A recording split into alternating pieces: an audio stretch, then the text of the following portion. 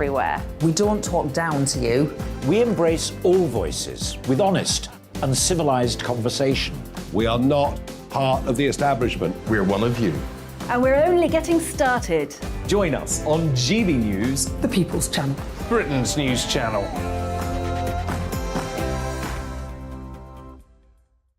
Hi there, it's Stephen and Anne. At breakfast from 6 a.m, you'll always be caught up with everything you need to know, the latest headlines, opinions and debates. We'll bring you the good news and the bad, but most of all, we're here for you. Remember, send in your views and let us know what you would like us to talk about. That's because we're your news channel. And every morning at 6 a.m, it's breakfast on GB News. My name's Tom Harwood and join me 9:30 a.m. every weekday for The Briefing, your one-stop shop for everything you need to know about what's going on in politics today. I wonder if this is a deal that might need to be like the biscuits in this factory, twice baked. Is there not an opportunity here to win out against the extremes? Tom Harwood, GB News. What are you going to do about it? Things should have been done differently, and they certainly are being done differently. Don't miss it. The Briefing with me, Tom Harwood, 9:30 Monday to Friday on GB News. Where would you like to go? Just take me to the studio, please, mate. You know where you're going. I've got a show to do. Friday Night Feast on GB News, 7 p.m. And it's like nothing you've ever seen before. We take a different angle on the week's biggest news stories. The viewers and listeners set me some absolutely mad challenges to do. We tried to rehome a rescue dog. And yes, there's some other wacky stuff in there as well. I feel like I could take on the world. Well, that's that. Friday Night Feast with me, Patrick Christie's, every Friday, 7 till 9 p.m. on GB News. Be there.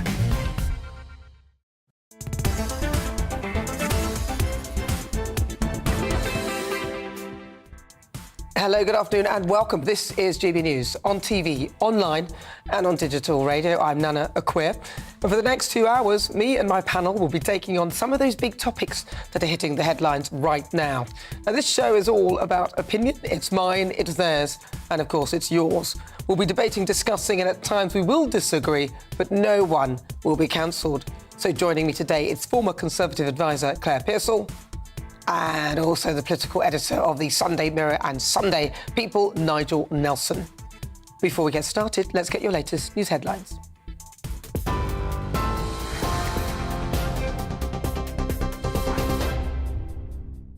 Thanks, Nana. Coming up to 1 minute past 4, I'm Ray Addison in the GB newsroom. So Keir Starmer has been cleared by police of breaking lockdown rules last year. The Labour leader and his deputy, Angela Rayner, had promised to resign if they were fined. Video shows him drinking beer over a takeaway curry with colleagues during a visit to Durham in April 2021. But police say they obeyed the law.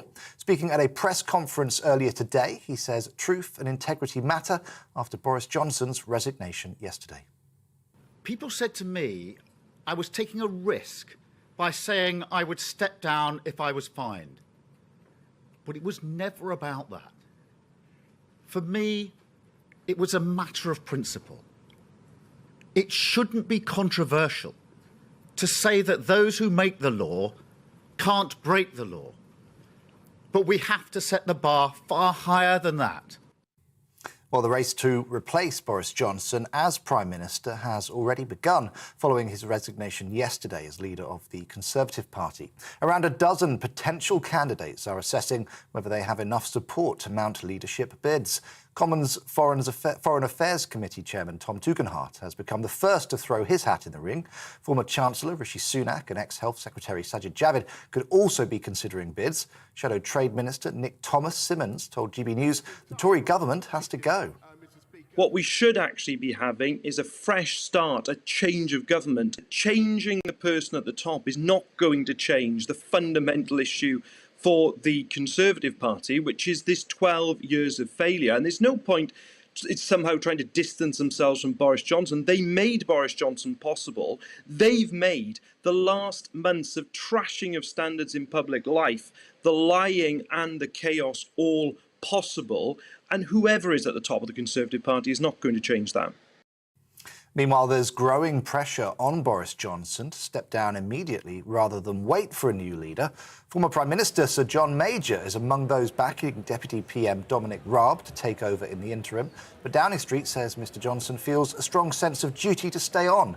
New Education Secretary James Cleverly told GBNews he'll be waiting until he sees the full slate of candidates before deciding who he supports. Personal circumstances mean that I won't be putting myself forward, but I'm also confident that we have a pool of talent which will enable us to choose someone with fantastic experience, whoever that might be. And once a successor has been chosen, the Prime Minister will stand down and hand over. And I think that is the most, I think that's the most pragmatic, professional and least disruptive way of doing it. To other news, and police say the weapon used to shoot former Japanese Prime Minister Shinzo Abe was a handmade gun. He was giving a speech in the city of Nara when he was shot from behind, struck in the heart and his neck. He later died in hospital. Police say a 41-year-old man has been arrested. In the last few minutes, the Queen has sent a message of condolence to the Emperor of Japan, saying she is deeply saddened following Mr Abe's death. So Mark Rowley is now the new Commissioner of the Metropolitan Police. He replaces outgoing Dame Cressida Dick, who announced she was leaving the role back in February. Sir Mark is a former counter-terrorism officer who left the force 4 years ago. Mayor of London Sadiq Khan says he's the best person for the job.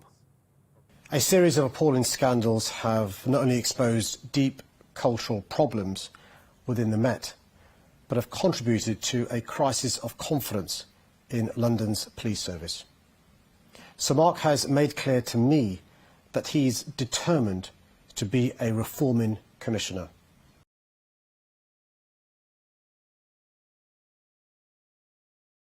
A 22-year-old man will spend the rest of his life in prison for murdering a police community support officer. Callum Wheeler attacked Julia James last year while she was walking her dog near her home in Kent.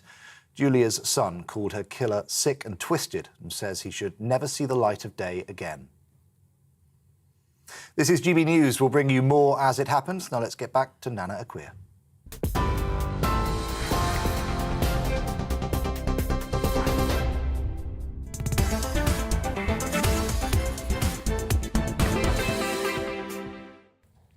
So good afternoon. Welcome on board. It's just coming up to 6 minutes after 4 o'clock. This is GB News on TV, online and on digital radio. I'm Nana Akua. Now, Boris Johnson had everything and his critics hated him for it. And yes, he had his flaws, but I'm afraid the Tory party have fallen into the trap set up by those embittered by Boris's appeal. And the losers, like slippery Starmer, Dulles Dishwater, who's just slithered off the hook, the Durham police have decided not to issue him with a fine after Beergate. I bet the Labour Party are gutted. Getting rid of him was their best chance of winning a majority. Keir led the charge in holding Boris to account for the behaviour of Chris Pincher, whilst those in Keir's party, like Wes Streeting, who posted these messages on Twitter, where he called for someone to die under a train, are still in his party. Let me read you some of Wes's tweets. Now, this is obviously what he wrote when he's a student, and these are the words that he used. There would be nothing natural about Jan Noir's death if I shoved the bigoted old bag under a train. He has since apologised. But then, in 2018, he uses the F word. And again, more tweets where Wes has actually left them on his Twitter timeline. You can see them for yourself or even watch this show back either via the app or go on YouTube. You can read them. Yet there is no sign of Sir Keir Starmer tendering his resignation on the grounds that people like that remain in post. Now, Wes Streeting has even been bandied about as a potential leadership contender. I think not. Others who have come out of the woodwork to bash Boris include Sir John Major, who is so dull he could actually be a piece of wood. He's called for Boris to leave post immediately, which is, I think, what happened to him when he was shoved out of government, as if that's in the best interests of the country. Ridiculous. Why doesn't he just blend back into the woodwork? Theresa May, another Boris basher, she had a chance. She blew her majority and didn't understand the Belfast Agreement, which is why we're in this mess with Northern Ireland. She's apparently making a load of cash on the public speaking circuit, although why anyone would be interested in anything she has to say is beyond me. And the established mafia. Sorry, I mean the media. The BBC, who were pulled up on many occasions over their reporting of Boris, it simply wasn't in their interest for him to be a success, what with Nadine Dorries breathing down their neck. I mean, really, in this day and age, a licence fee simply doesn't wash. The likes of Channel 4, who didn't want to be privatised, and along with Sky News and all the others with their left-wing Remain bias, getting rid of Boris certainly wouldn't do them any harm. They all literally called for Boris's resignation at every turn, ignoring the indiscretions of the opposition. And, of course, also to blame, the Tory party itself. Some envious MPs and some of Boris's cabinet, like Nadine Zahawi, Sajid Javid and Rishi Sunak, many whom Boris had shown kindness and loyalty to, stabbing him in the back. Now, I'm not saying that Boris is perfect and that on some things he's only got himself to blame. But it is clear that his critics in government just couldn't handle his positivity, his energy and charisma. It wound them up. Most people who criticise him didn't vote for him and still don't accept the democratic mandate to leave the EU. Even in his final speech, Boris remained dignified and positive. His critics still found something wrong with that. So what's your focus on the leadership and the cost of living as it spirals out of control? We are in paralysis as our politicians once again focus on themselves. It's irresponsible, egotistical behaviour, and it's going to cost them. In my view, this is the single most stupid thing the Tory party has done to itself. It's ill-judged, badly timed, and not in the best interests of the country. Boris, sit back, let them implode. Go and make a load of money on the circuit like your millionaire critics, most of whom were useless. One thing's for sure, Putin couldn't be happier. That should tell you everything you need to know.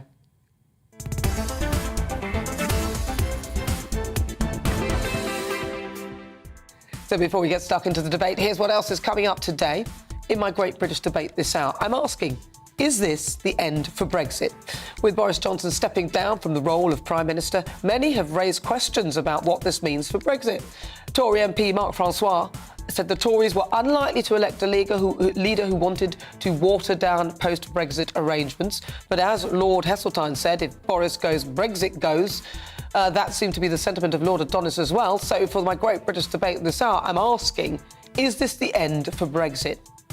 Now, coming up in Health Watch, we'll be looking at the role and the toll that has been taken over the last few years of Boris Johnson. I mean, he's had it from every corner. He's had a very challenging time as Prime Minister. He's been faced with Brexit, a global pandemic, a war in Europe, a cost of living crisis and all the Boris bashing that comes along with that. We'll be looking at what impact this might have had on his own mental health. And then after 5 o'clock, it's Friday Focus with the Conservative Party in chaos. I'm looking if the reason we are in this mess is all about ego. We've had cabinet reshuffles galore this week. Boris Johnson looks set to stay in post until a new leader is elected. But even that, a lot of backbenchers have been calling him to go instead of sitting in for those 3 months. Are they all power hungry? Is this all about ego? Now, that's all on the way in the next hour. Tell me what you think on everything we're discussing. Email gbviews@gbnews.uk or tweet me at gbnews.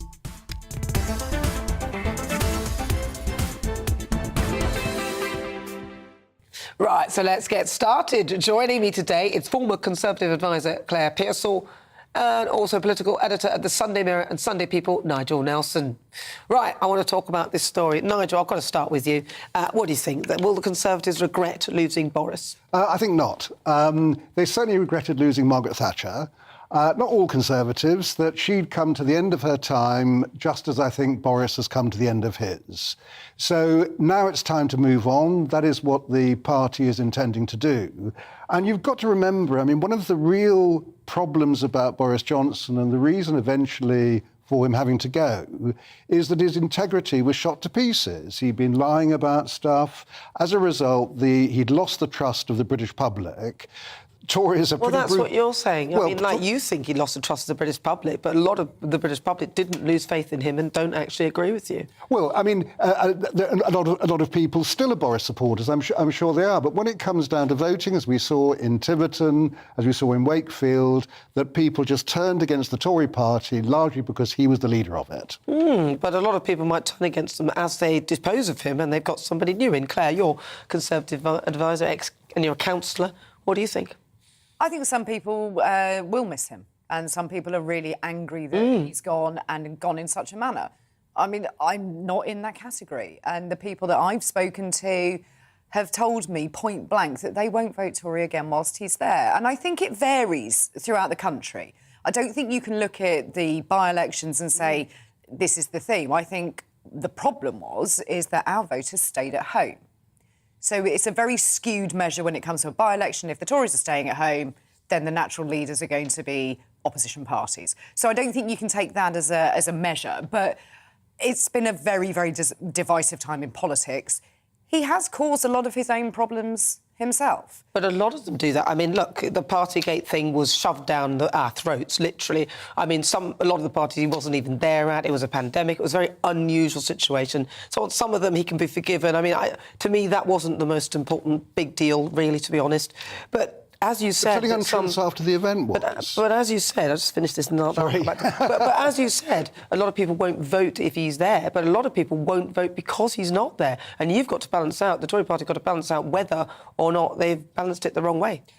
And you're absolutely right. And it's going to, as I say, vary throughout the country. There are going to be those people in certain seats who will not turn out, will not forgive us for doing this.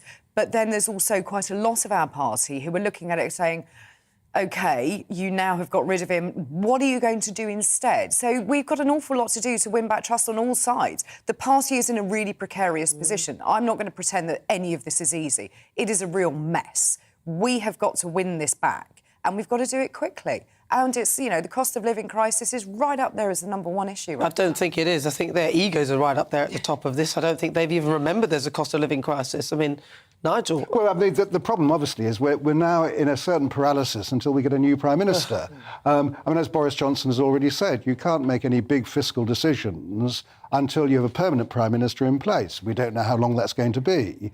I mean, it does seem to me that it would be the wise thing for him to go completely, not just as party leader, but to go as Prime Minister as well. What, immediately? Yes, immediately, and get a caretaker in. We're more likely to make some progress on these other matters without Boris at the helm. Is that because people will continue to bash him even though he's not, he's stepping down? Is that why? I mean, the issue again is still trust, that now people don't trust him not to, well, his MPs don't trust him not to make a mess of something else while he's still in Downing Street.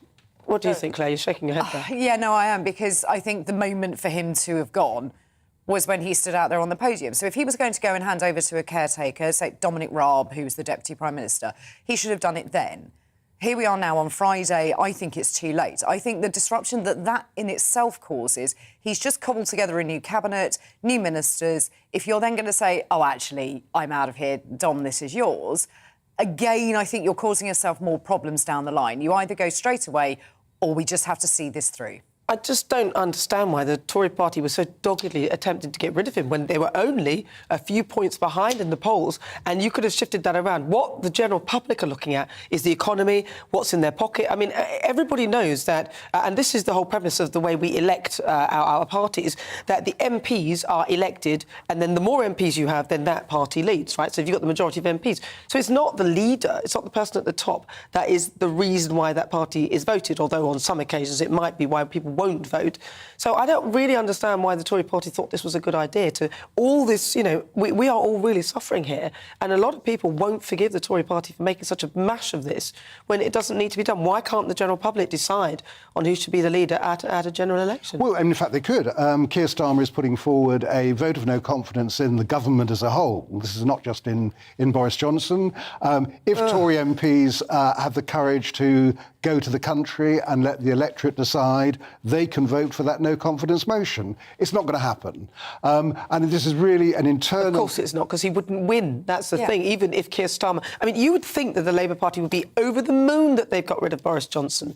Or actually, no, actually the other way around. You'd think that they wouldn't want to get rid of him. You'd think that they would be gutted that he's gone. Why were they so pushing for him to go? Well, they are the opposition, so I think that oppositions have got to get rid of the Prime Minister if they possibly can. Yeah, I think you're absolutely right. There is actually a problem for Labour about this, that what is going to happen is there will be a new Prime Minister, it'll look like a new government. That's what happened when John Major came in after Margaret Thatcher. It looked new and fresh, and he won the 1992 election. John Major, he's another one. I think the real problem also is that Labour don't have any policies. So they might be cheerleading and doing what oppositions do, go, yes, brilliant, he's gone, we want an election, let's come out, let's go and do it. They aren't going to win, OK? The only reason they would win is because people don't like us enough. So it's not really a win here, is it? Their policies are all over the shop. Keir Starmer put out a 5-point plan which was, I don't know, vague at best. So I don't think the country would thank you for this kind of disruption again. Here we are coming into the season where the cost of living crisis is going to hit even harder, and then we will have some kind of vanity election going ahead with opposition party in disarray, the Conservative Party probably not being entirely all together, but a lot better than the Labour Party. You might let in the Liberal Democrats and the SNP, and then we'll be in a far worse state than we are now. I mean, I just don't get it. I don't know why they thought this was a good idea. Honestly, generally, I don't think Boris is wonderful, but I do think that a lot of the others are just as bad. I mean, Keir Starmer and Beergate, even though he slithered off the hook, that was not great. West Streeting, people have been championing him as a potential leader of the Labour Party. How is he still in post? Surely Keir Starmer should be looking at his own resignation, seeing as he said that Boris should resign over Chris Pincher. I mean, then there was the woman who threatened to throw acid on someone's face who's an MP. I mean, it's just... I do think that when it comes down to Keir Starmer and Beergate, sorry, Freudian slip there. Yes, Keir Starmer and Beergate. The important thing is that he hasn't been fined. Had he been fined, he would have quit, and there was no question about that. He was absolutely clear on that. I think that the worry must have been that he may have been fined because we don't know how the police actually come to these decisions. And I think there's a general feeling that when Rishi Sunak poked his head around a birthday party for Boris Johnson and ended up with a fine, that was terribly unfair on him. That's right. He should not have been fined. So the same thing could have happened to Keir Starmer, but it hasn't. I don't think we could cope with two leadership contests. But surely, again, the Labour Party probably would have rather that he'd gone. Because he's not really electable. I mean, look, with all the shenanigans with the Conservative Party, you would have thought that the Labour Party would be so ahead. But Keir Starmer, nobody's going for it. Well, I mean, I think he is electable.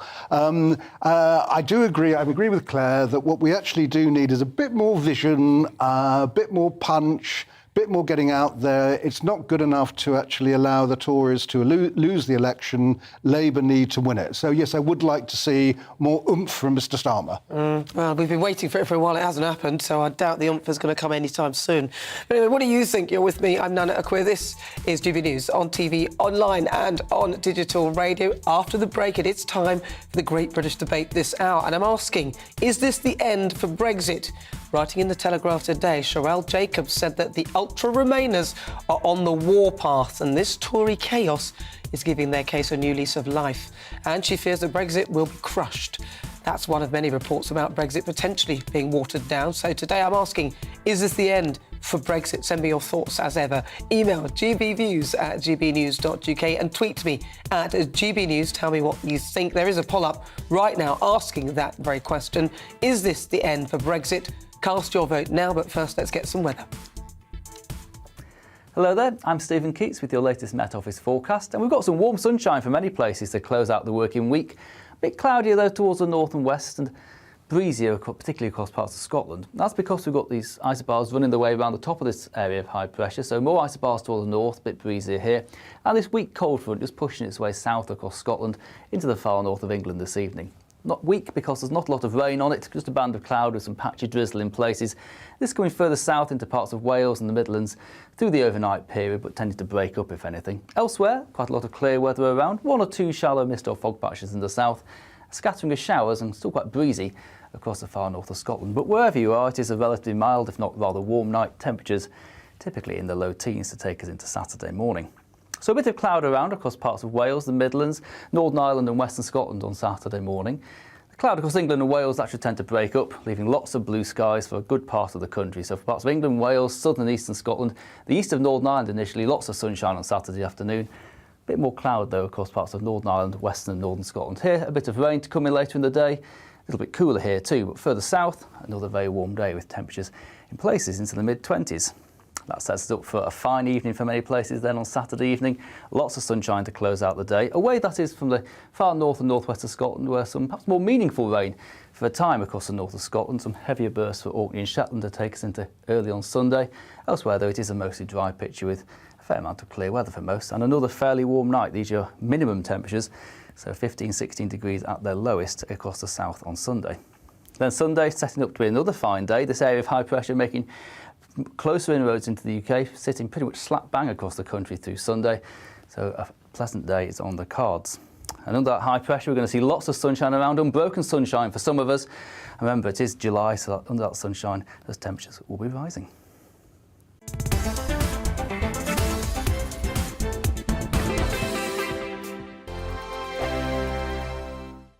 We are GB News. We're right across this great nation. On TV. On radio. On digital. Absolutely everywhere. We don't talk down to you. We embrace all voices with honest and civilised conversation. We are not part of the establishment. We're one of you. And we're only getting started. Join us on GB News, The People's Channel. Britain's news channel.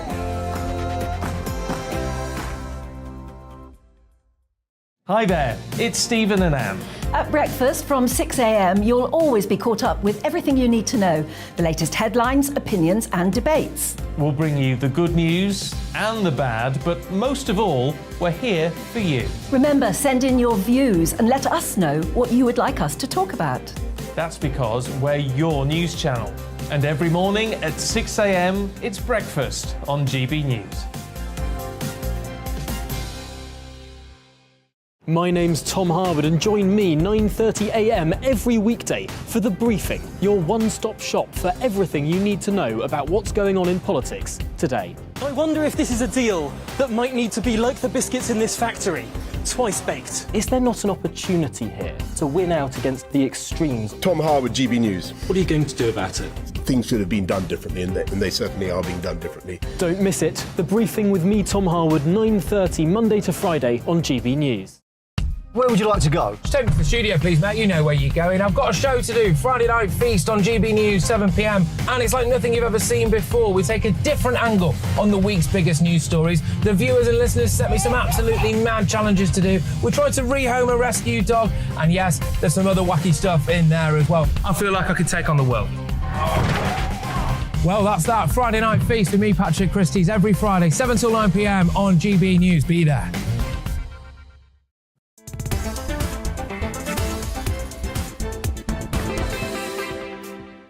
Welcome back. This is GB News on TV, online and on digital radio. I'm Nana Akua. Let's cross to Ray Addison with some breaking news.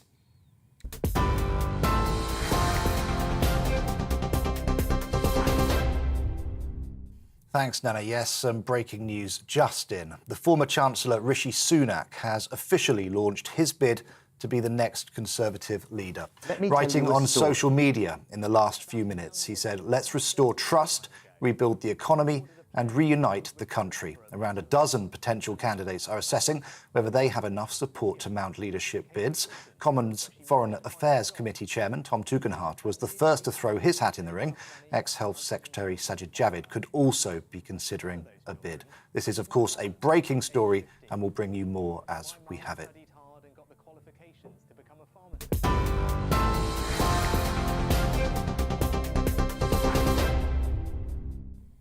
Right, well, breaking news. Rishi Sunak has thrown his hat into the ring. He is going to be going for the leadership contest. Well, joining me now on GB News, I'm Nana Akua, by the way. It's Claire Pissell and Nigel Nelson. Just quickly, your thoughts on that. Rishi Sunak, is it a surprise? I've got to start with you, Claire. No, not in the slightest. And I think you have to look at the social media clip that he's just put out to see how professional that is. He's worked on that for some time. Nigel? Agree entirely. No surprise whatsoever. We always knew he was going to run. Really? Yeah. Rishi, billionaire Sunak, do you think he's got a good chance?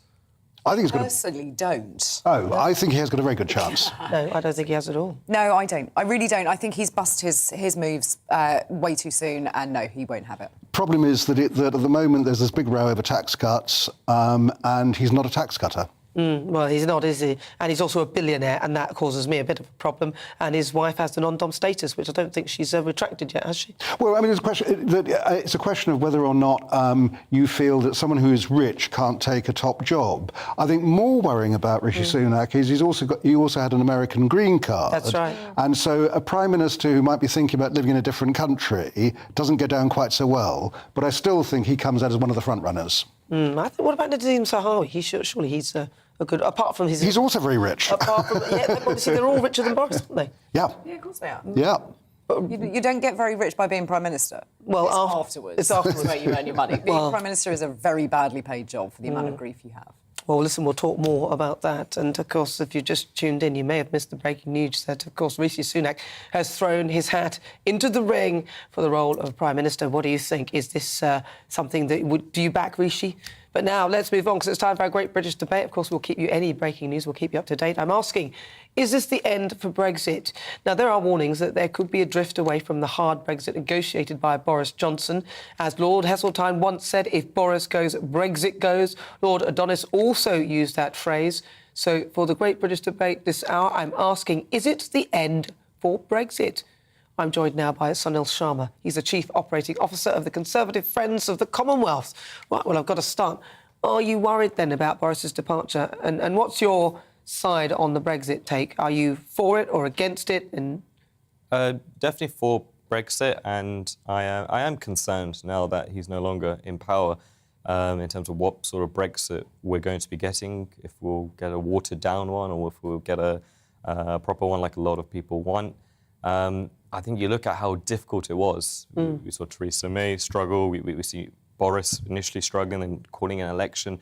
How hard it was to actually pass through this bill in Parliament. And I'm sure there will be attempts from maybe some Tory MPs, maybe some Labour MPs in watering down this deal. So I think it is a concern. I don't think it will be stopped, but it definitely is concerning. What's your take on Boris going? Do you think he was pushed in many angles? Do you think that there was almost like a, as he called it, the herd, which I saw a herd mentality, but what's your take on it? I think so. I personally am a bit sad seeing Boris leaving in the manner he did. You need to go back to Margaret Thatcher, who polled in the low 20% in the early 1980s, and we saw straight after her winning 2 general elections afterwards. So I think it's a sign of maybe the short-termism in the way politics is now. I don't think we necessarily allow people to almost come back. He's already started to pick up polling-wise. I think a lot of people expected him to do worse following the no-confidence vote. He had another 2 years. I would have liked to have seen him govern, not through COVID, not through some of the issues we've had in the last 2 years. I want to see what a Boris Johnson government looks like. I don't think we really saw that. So I am a bit sad, especially in how well he did in terms of winning that majority. I think people have really quickly forgotten about where the Conservative Party was a few years ago and where they are now in terms of the majority we have in Parliament. So I think it was a sad day to see him leave like that. Do you think they shot themselves in the foot? I think potentially. There's not a clear front runner. I would have liked to have seen an alternative being pitched. I don't think we've just seen, obviously, Rishi Sunak throw his hat in the ring. I think it's a really open race. I think there's so many people out there that could be the next leader, and I think that's dangerous for a party. We're going to see the next few months these guys tear almost lumps out of each other, and then they're going to have to unite together. And that, again, concerns me. I suppose we have 2 years, so maybe there's some traction there. I just think it really strikes as this sort of short-term mentality now, which is we're not allowing our politicians or leaders to endure, suffer, and have the opportunity to come back. And I think we saw that with the 1922 committee, where they were trying to reverse that rule, and it just makes you think, why would anyone want that role if you have that little certainty? He got the biggest majority in close to 30 years, and within 2-3 years he's now turfed out, and I think it's on silly things, on little things like Chris Pincher apparently, when if you look at some of the messages that Wes Streeting was putting out there, even though he's apologised to the ones when he was a student, there are others that tell people where to go using the F word. I mean, it's. If we're going to do this to all our politicians, there will be nobody fit to govern, will there? There'll be nobody. I think there's a lot of hypocrisy. I'll take going back to sort of when Theresa May resigned and Boris Johnson was chosen by the party.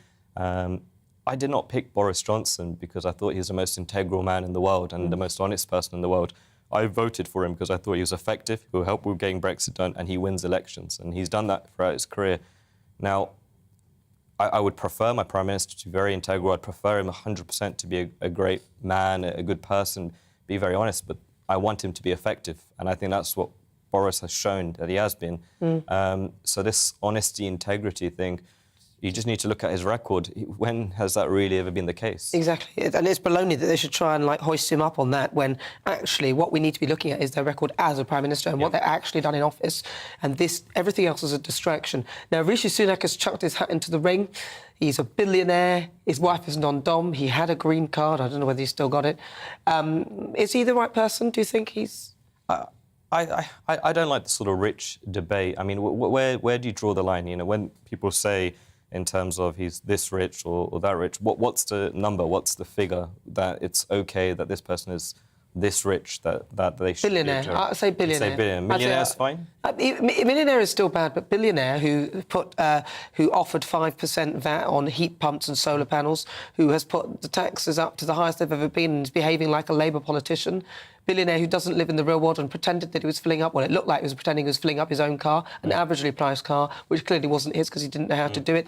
He is unrelatable to the British public. I think that's the problem. I would agree with. For me, one of the other reasons why I wasn't so keen on seeing Boris leave, I don't know what a lot of this group of MPs believe in. I would argue, as a Conservative, for the last few years, we haven't necessarily had a Conservative government. And you could say because of COVID, because of what's happened, and you can almost excuse that.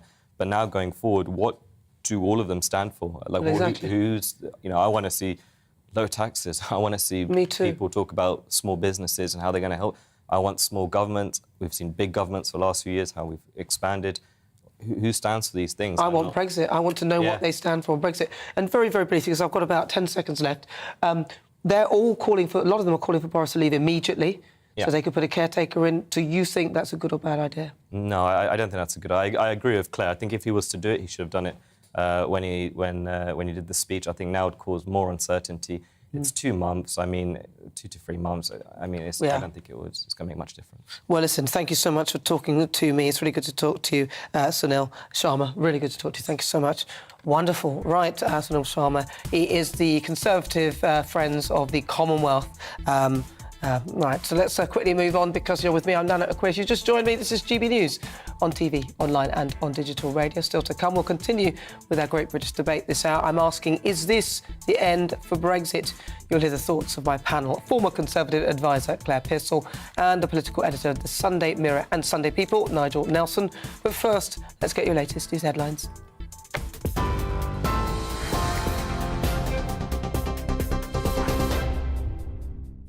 It's 35 minutes past 4. I'm Ray Addison in the GB newsroom. Former Chancellor Rishi Sunak has officially launched his bid to be the next leader of the Conservative Party. Writing on social media, he said, "Let's restore trust, rebuild the economy and reunite the country." He also posted a campaign video. Mr Sunak's resignation, just minutes after former Health Secretary Sajid Javid started a wave of MPs stepping down. Around a dozen potential candidates are now believed to be assessing whether they have enough support to mount leadership bids, including Mr Javid. Prominent Tory backbencher Tom Tugendhat has also declared that he will run. This is, of course, a breaking story and we'll bring you more as we have it. Sir Keir Starmer has been cleared by Durham police of breaking lockdown rules last year. The Labour leader and his deputy, Angela Rayner, had promised to resign if they were fined. Video shows him drinking beer with colleagues in April 2021, but police say they both obeyed the law. Sir Mark Rowley has been appointed as the new Commissioner of the Metropolitan Police. He replaces Dame Cressida Dick, who announced that she was leaving the role back in February. Sir Mark, a former counter-terrorism officer, will return to Scotland Yard to lead the force that he left 4 years ago. Mayor of London, Sadiq Khan, says Sir Mark is the best person to lead Scotland Yard at this extremely challenging time. A 22-year-old man has been sentenced to life in prison and will serve a minimum of 37 years for the murder of Julia James, a police community support officer.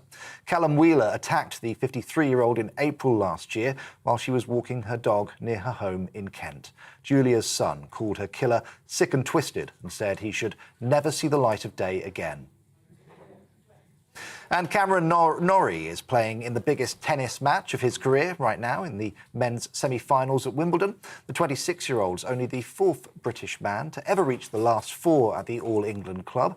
It's a tough one. He's currently playing top seed Novak Djokovic on centre court. On TV, online and on DAB+ radio, this is GB News. Now back to Nana Akua in just a moment.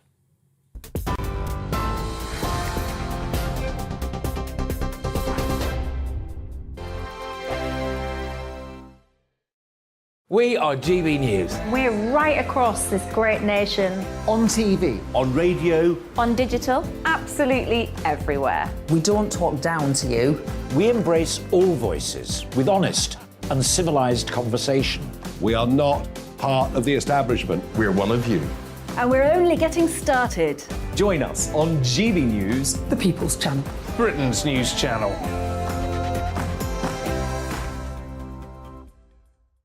Hi there, it's Stephen and Anne. At breakfast from 6 a.m, you'll always be caught up with everything you need to know, the latest headlines, opinions and debates. We'll bring you the good news and the bad, but most of all, we're here for you. Remember, send in your views and let us know what you would like us to talk about. That's because we're your news channel. And every morning at 6 a.m, it's breakfast on GB News. My name's Tom Harwood and join me 9:30 a.m. every weekday for The Briefing, your one-stop shop for everything you need to know about what's going on in politics today. I wonder if this is a deal that might need to be like the biscuits in this factory, twice baked. Is there not an opportunity here to win out against the extremes? Tom Harwood, GB News. What are you going to do about it? Things should have been done differently, and they certainly are being done differently. Don't miss it. The Briefing with me, Tom Harwood, 9:30 Monday to Friday on GB News. Where would you like to go? Just take me to the studio, please, Matt. You know where you're going. I've got a show to do. Friday Night Feast on GB News, 7 p.m. And it's like nothing you've ever seen before. We take a different angle on the week's biggest news stories. The viewers and listeners set me some absolutely mad challenges to do. We tried to rehome a rescue dog. And yes, there's some other wacky stuff in there as well. I feel like I could take on the world. Well, that's that. Friday Night Feast with me, Patrick Christie's, every Friday, 7 till 9 p.m. on GB News. Be there.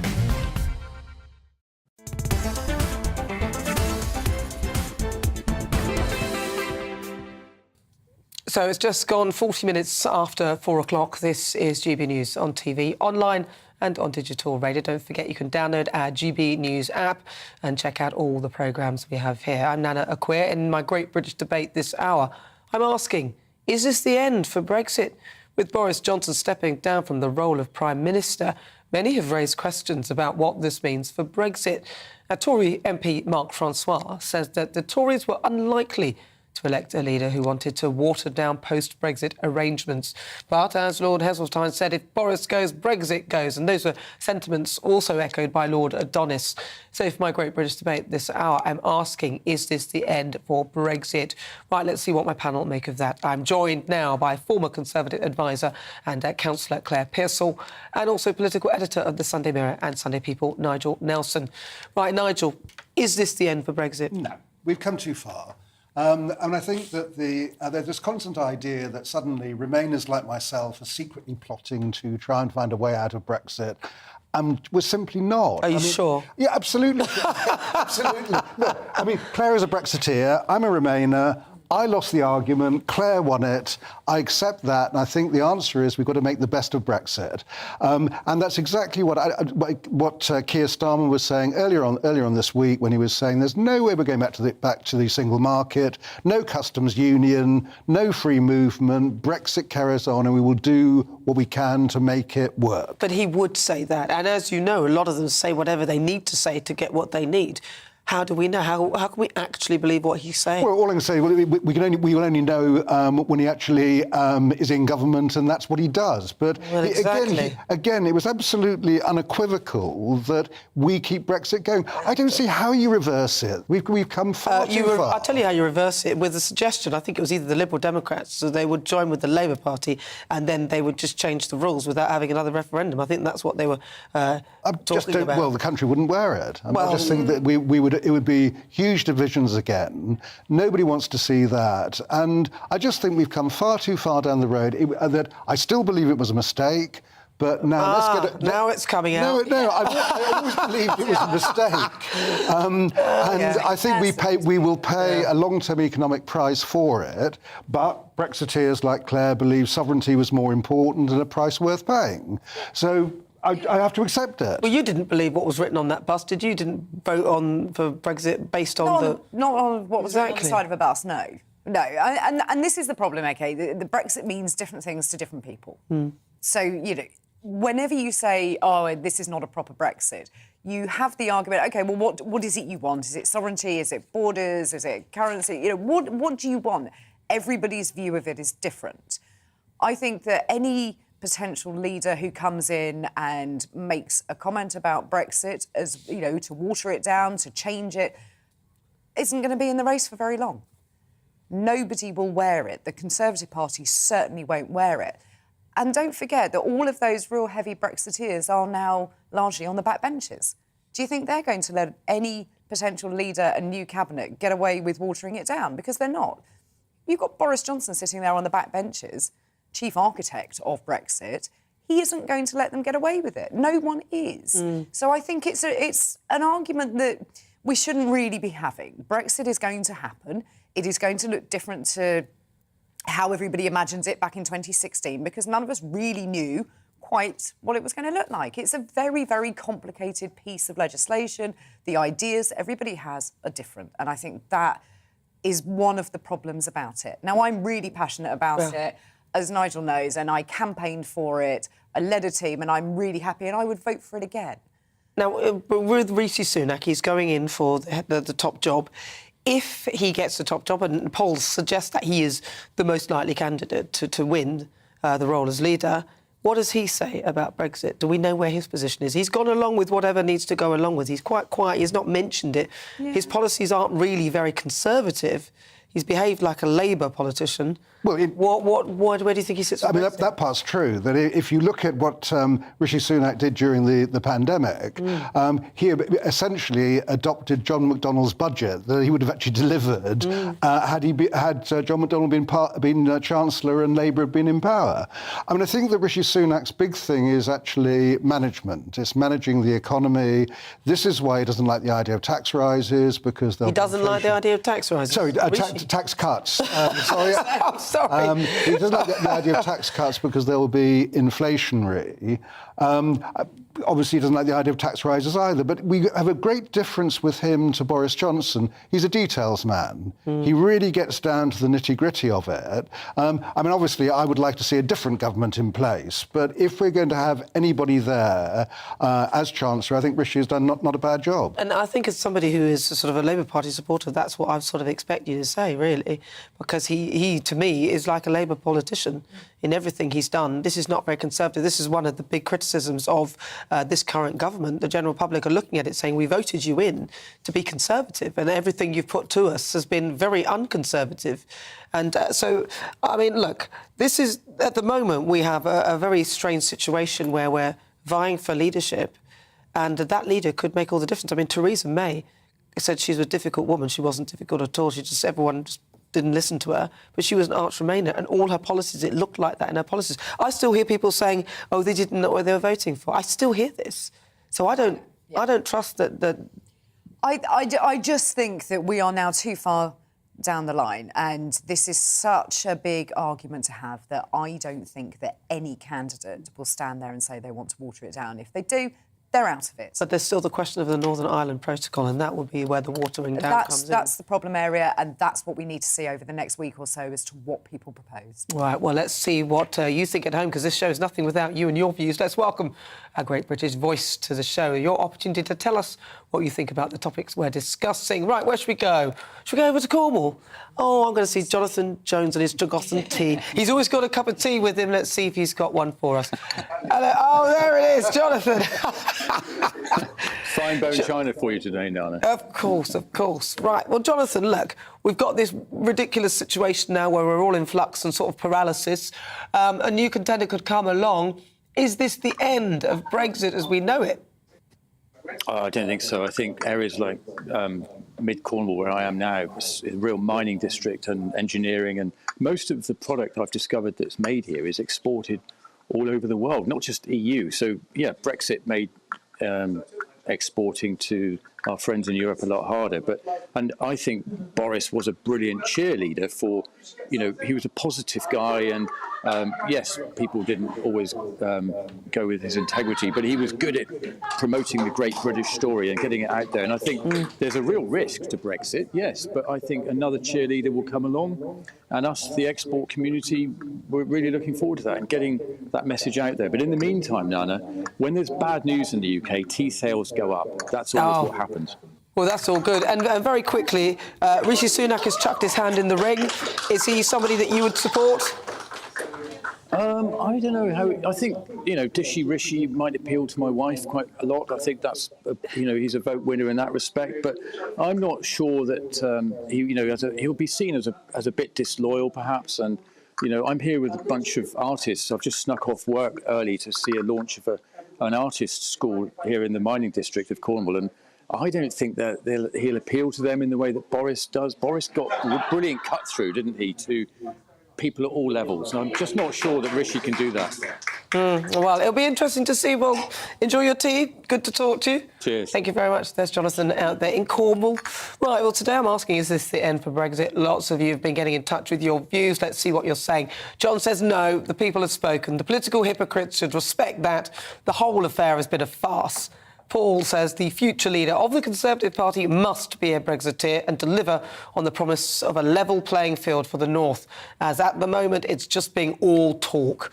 What does Sally say? Sally says it can't be the end of Brexit. That's what we voted for. Well, we also voted for Boris Johnson as the head of the Conservative Party, and they managed to get rid of him. So, right, there's a poll up on Twitter throughout the day asking whether this is the end for Brexit. And currently, let's see what my panel think of that. Claire Pearsall, what do you think the result is? Yes or no? Yes. I think it's going to be no. What percentage? 67. And you, quickly, Nigel? 60, no. 60, no. You're just saying no. 18% say yes. 82% say no. I'm with you on that. No, it better not be. Right, now, we move on to this story because, of course, Prince Harry is back in the press as a High Court judge has ruled that parts of the Mail on Sunday article about Prince Harry's legal claim against the Home Office were defamatory. GB News royal reporter Cameron Walker joins me in the studio to discuss this. All right, Cameron, so what happened today? Right, so this is to do with an article that was written back in February by the Mail on Sunday, and the judge's rules that parts of it have the potential to damage Prince Harry's reputation. Now, the article was reporting on a separate legal challenge Prince Harry was bringing against the Home Office over its decision not to allow him to pay for his own police protection when he's in the UK, having stepped back as a senior working member of the royal family.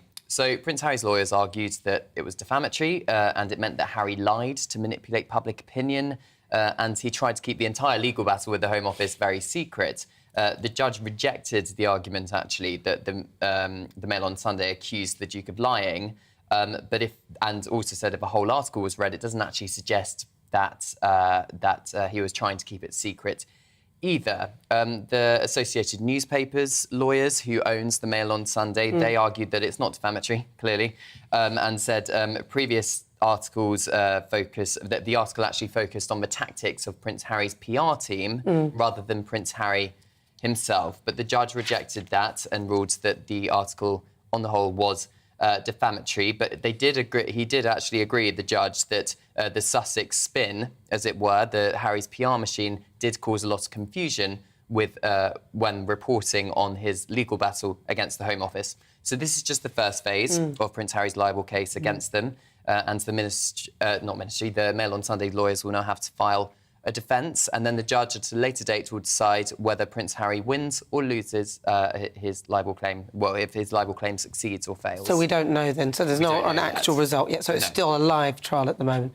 Interesting. Well, Cameron, thank you very much for that. That's Cameron Walker. He's our royal correspondent here at GB News.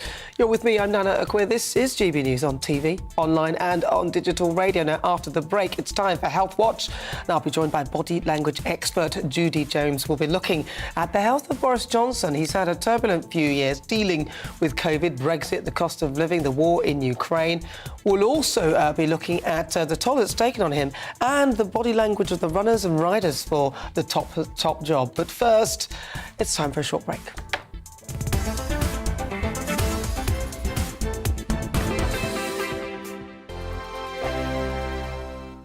We are GB News. We're right across this great nation.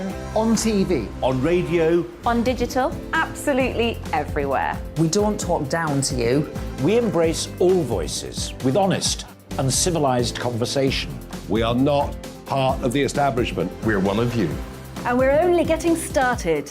Join us on GB News, the People's Channel. Britain's news channel.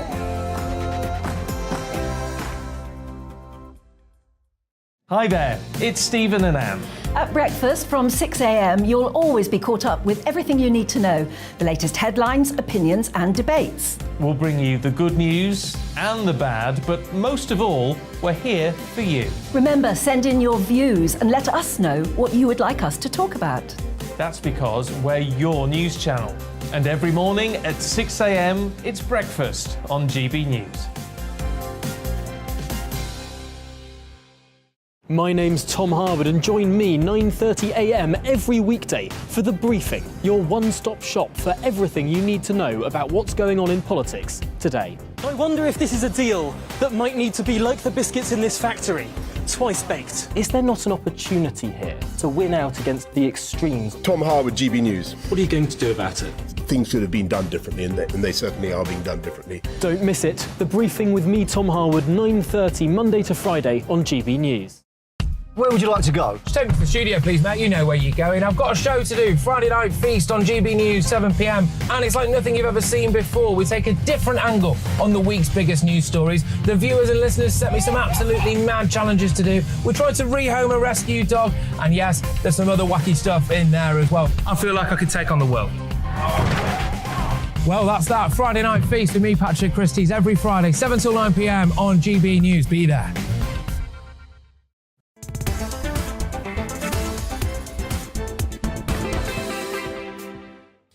Well, good afternoon. It's just coming up to 55 minutes after 4 o'clock. This is GB News on TV, online and on digital radio. I'm Nana Akua. Now, it is time for Health Watch, and today we're looking at the welfare of Boris Johnson. He's had a very challenging premiership. There's been a global pandemic, a COVID, we've had the cost of living, we've had a war in Europe, and of course the first thing he did was Brexit. And now we're heading for a third Prime Minister, in 3 years. This must have taken a real toll on him, especially after all that Boris bashing. So I'm now joined by body language expert Judy James to see if Boris's body language gives anything away. Judy, thank you very much for joining me. Right, well, we're going to start with Boris's resignation speech, and we'll just sort of play a little bit of it and then sort of give us your view on what you're seeing. Good afternoon. Thank you. It is clearly now the will of the Parliamentary Conservative Party that there should be a new leader of that party and therefore a new Prime Minister. So, Judy, so what are you seeing there in his body language? He looks quite confident to me, but what are your thoughts? Well, in a way, Nana, we were seeing like normal Boris to a certain extent, which is in itself quite peculiar given the circumstances that he was in.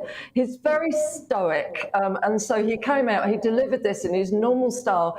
He didn't, and he's one of the first leaders that I've seen resign who did not then let the mask slip a little bit. You know, we had May that started crying, Thatcher went out in tears, Cameron, if you remember, went off trying to hum nonchalantly.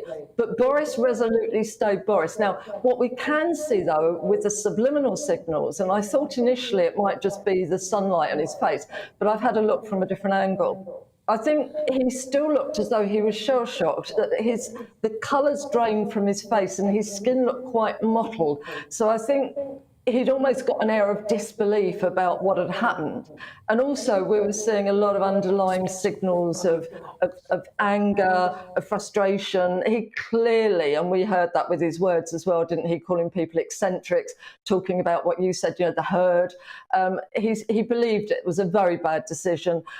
He probably was still in an air of disbelief.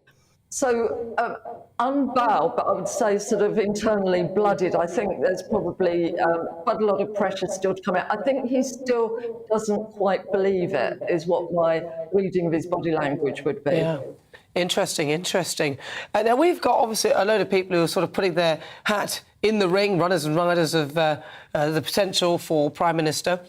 So I wanted to take a look at some of them and see what you make of their body language and whether they're fit for leadership in your view. So we're going to start with Steve Baker. A lot of people talking about him. Yeah, the thing, Nana, everybody talks about this quality of charisma that everybody's looking for. I think most of the people that talk about it don't really understand it. I would say that this is not a man who exudes that level of charisma. And I think for a lot of people, they're saying you maybe wouldn't pick him out in a crowd, he doesn't stand out, etc. What we need to be looking for, though, in the next leader is a certain type of charisma that will fit the role. Now, as I say, he wouldn't really leap off the page, and I think when it comes to maybe selling to the public, it may not be. Even things like, those glasses that he's waving, a slightly old-fashioned look about him. So in amongst the other runners and riders, he's not really somebody that's going to stand out. What we might be able to find out is whether he will be better verbally, whether he'll come up with bits when he's in a debate. But at the moment, I would say that because people have got this very stereotypical view of what charisma is, and you'll know this, they base it a lot, and I go to companies as well, or somebody with charisma is usually just a big bloke. It's somebody that has not exudes alpha that they're looking for. And I find that very annoying. What about Rishi Sunak? We'll play a little bit about on him, because a lot of people, he's just chucked his hat into the ring now. What does his body language say about him? I find Rishi fascinating. Now, he has an air of optimism about him. He looks as though only good things have happened to him. And if that's contagious, he might be able to make the entire country feel optimistic. If it doesn't work, though, it can quickly turn into what would be perceived as being somebody looking smug. The thing that I find fascinating, though, about Sunak is that with his vocal tone and with his body language, he channels the young Tony Blair. He's got a very similar sound to him, and he uses a lot of Blair's body language techniques and gestures. So he's a little bit retro for me. I think what that might do is to give an idea of subliminal familiarity. But are we ready for another Tony Blair with the finger of power and all of that? So I think good, but as I say, it could look a bit too smug for some people. What about Suella Braverman? Now, a lot of people have been talking about her. I've only seen her on a few occasions. What do you make of her body language? Let's get a shot of her. And if you could talk us through what you see. I think she's going to be the person that perhaps people won't recognise quite so much. Now, if you see her here, confident, competent, she speaks well when she's in the House of Commons. I think the biggest problem will be that people won't have had a run-in with her, they won't recognise her, and therefore there's not that air of familiarity. She's got quite self-effacing body language as well, and that might be seen perhaps a bit as weakness. Again, it's following somebody like Boris, who was very much that alpha male charisma. Will people see anybody else as looking weak, which would be a real mistake? Well, finally, Tom Tugendhat, he's chucked his hat into the ring. Not yet, but he's done it on many occasions. I suspect he'll be following, doing that. What do you think about him in terms of his body language? A lot of people are saying that he would make a good leader. Yeah, he's got the look of a leader. He's got a whiff of Nick Clegg about his body language. I think the problem with him is we've seen him showing great leadership, great authority, but it's usually when he's on those committees when he's the one that's the grand inquisitor. And I think being on the other side of that is a completely different thing. And he's got one big disadvantage, though, for a politician. He's got very large eyes. Now, the eyes are the window of the soul. And it's very difficult to lie when you've got large eyes. So I would advise him to keep the glasses on. I thought you were going to say he's got a very large forehead. But Judy, thank you so much for your insight. That is Judy James. She's a body language expert. You're watching me. This is GB News on TV, online and on digital radio. More to come in the next hour.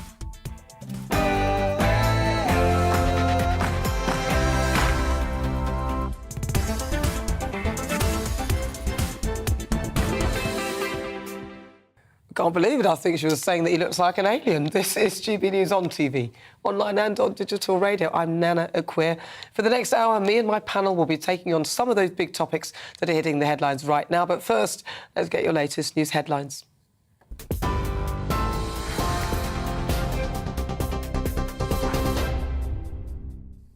Thanks, Nana. 2 minutes past 5, I'm Ray Addison in the GB newsroom. Former Chancellor Rishi Sunak has officially launched his bid to be the next leader of the Conservative Party and ultimately the next Prime Minister.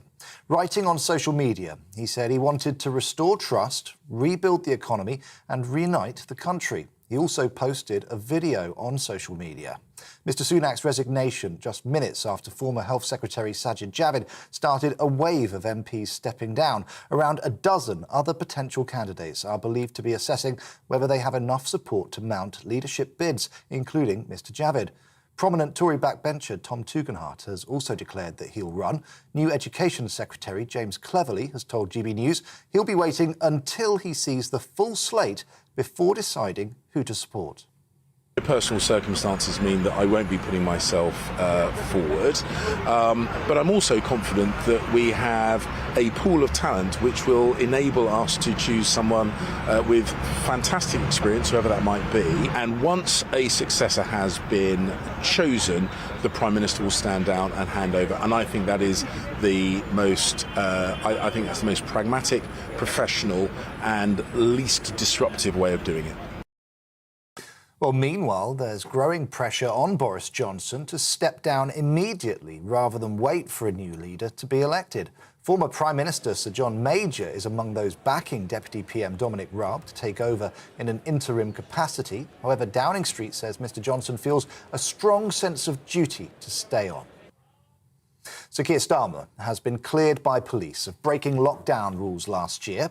The Labour leader and his deputy, Angela Rayner, had promised to resign if they were fined. Video shows him drinking beer over a takeaway curry with colleagues during a visit to Durham in April 2021. However, police say they obeyed the law. Speaking at a press conference earlier, he said truth and integrity matter after Boris Johnson's resignation yesterday. People said to me I was taking a risk by saying I would step down if I was fined. But it was never about that. For me, it was a matter of principle. It shouldn't be controversial to say that those who make the law can't break the law. But we have to set the bar far higher than that.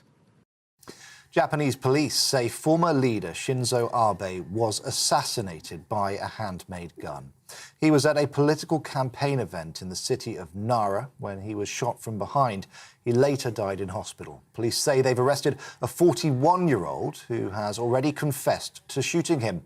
In the last few minutes, the Queen has sent a message of condolence to the Emperor of Japan, saying she's deeply saddened following Mr Abe's death. Sir Mark Rowley is the new Commissioner of the Metropolitan Police. He replaces outgoing Dame Cressida Dick, who announced that she was leaving the role back in February. Sir Mark is a former counter-terrorism officer who left the force 4 years ago. Mayor of London Sadiq Khan says he's the best person for the job.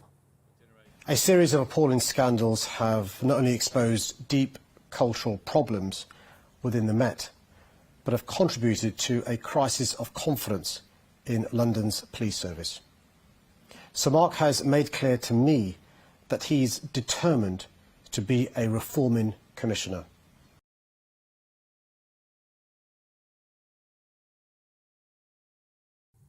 A 22-year-old man will spend the rest of his life in prison for murdering a police community support officer.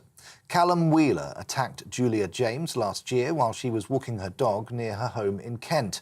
Julia's son called her killer sick and twisted and says he should never see the light of day again. This is GB News. We'll bring you more as it happens. Now let's get back to Nana Akua.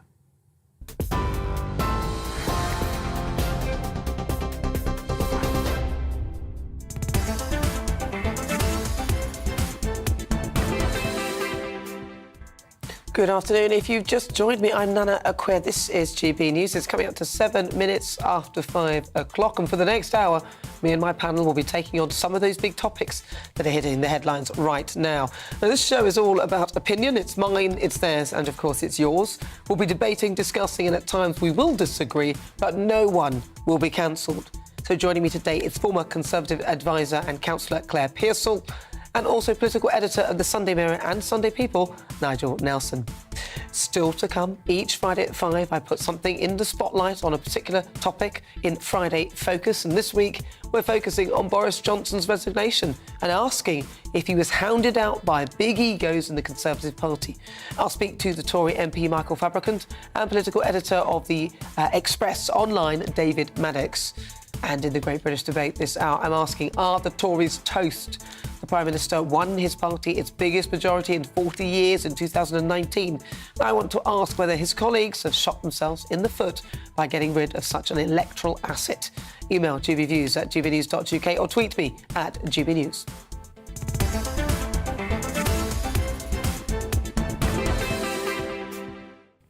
Now, the Prime Minister's resignation speech yesterday came after months of speculation about his future and calls from senior members in the Conservative Party for him to step down. And many of those who called on the Prime Minister to go are those who are well known to harbour leadership ambitions themselves. Just take Sajid Javid and Rishi Sunak, who started the slew of cabinet resignations that led to Johnson's downfall. Of course, now Sunak has already put his hand in the ring, and the former Chancellor has announced this literally in a matter of moments ago. So I want to ask whether the party has lost sight of governing and being consumed by the ego and ambitions of its MPs. I'm joined now by the Conservative MP for Lichfield, Michael Fabricant. Michael, thank you very much for joining me. Thank you very much for joining me. Michael, so first of all, your thoughts on the fact that Boris has, well, he's announced his resignation. He's going. He never used the word resign, by the way, but he has sort of handed his notice in, as it were. Sorry, Nana, I didn't actually hear what you were asking me. Yeah, no, I was just asking you about your thoughts, how you felt when you heard Boris announce that he would no longer be leading the party. Yeah. It wasn't a technical fault with GB News. It was a technical fault in my brain because I was being texted by someone as you asked me the question, so forgive me. I'm not a woman. I can't do two things at once. No, very, very sad. There was a sort of inevitability to it, I suppose, but he was certainly hounded, if you like, out of office by colleagues, which I thought was very sad. But it then did become inevitable that he would go. I think it is sad. I think he will be seen, actually, as not only an eccentric in the real meaning of the word, Prime Minister, but also one who made the bold decisions and made the big calls right. Not only on getting Brexit done, and think of the ways he had to do it. I mean, you know, calling a prorogation of Parliament, which the Supreme Court then was said illegal when that failed, calling a general election, which did work, getting us out of the European Union. Then, of course, the first country in the world by about 4 or 5 months to have a public vaccine program for COVID. And then also the first country in the world to provide arms to Ukraine some 4 months in advance of the Russian invasion. So I think history will not be as condemnatory of him as some would like to think. And it would seem that there's a lot of ego involved in this, because I'm not so sure how best this was in the British public's interest, but people like Rishi Sunak, who sort of deserted the cabinet and then has been the first to confirmed that he is going for leadership. Do you think he is somebody that you would go behind and think that he's worthy of leading the party? Well, I don't want to get into personalities, but I will not be backing Rishi Sunak. I tell you who I think I am thinking of backing, by the way, and I don't know if she's declared yet, maybe she won't declare, but someone who I have a lot of admiration for, and that's Penny Mordaunt. But we shall see. Interesting, because, I mean, she's not as well known as some of the others, so it would be interesting. I know she's been on GB News before. Well, now, I want to ask She's your very thought. feisty. I mean, this will now ruin her entire political career, but when she was seconding or proposing the Queen's speech, she mentioned... I don't know if I can say it on GB News. Yes, you can, because it was said in Parliament, so it's perfectly okay.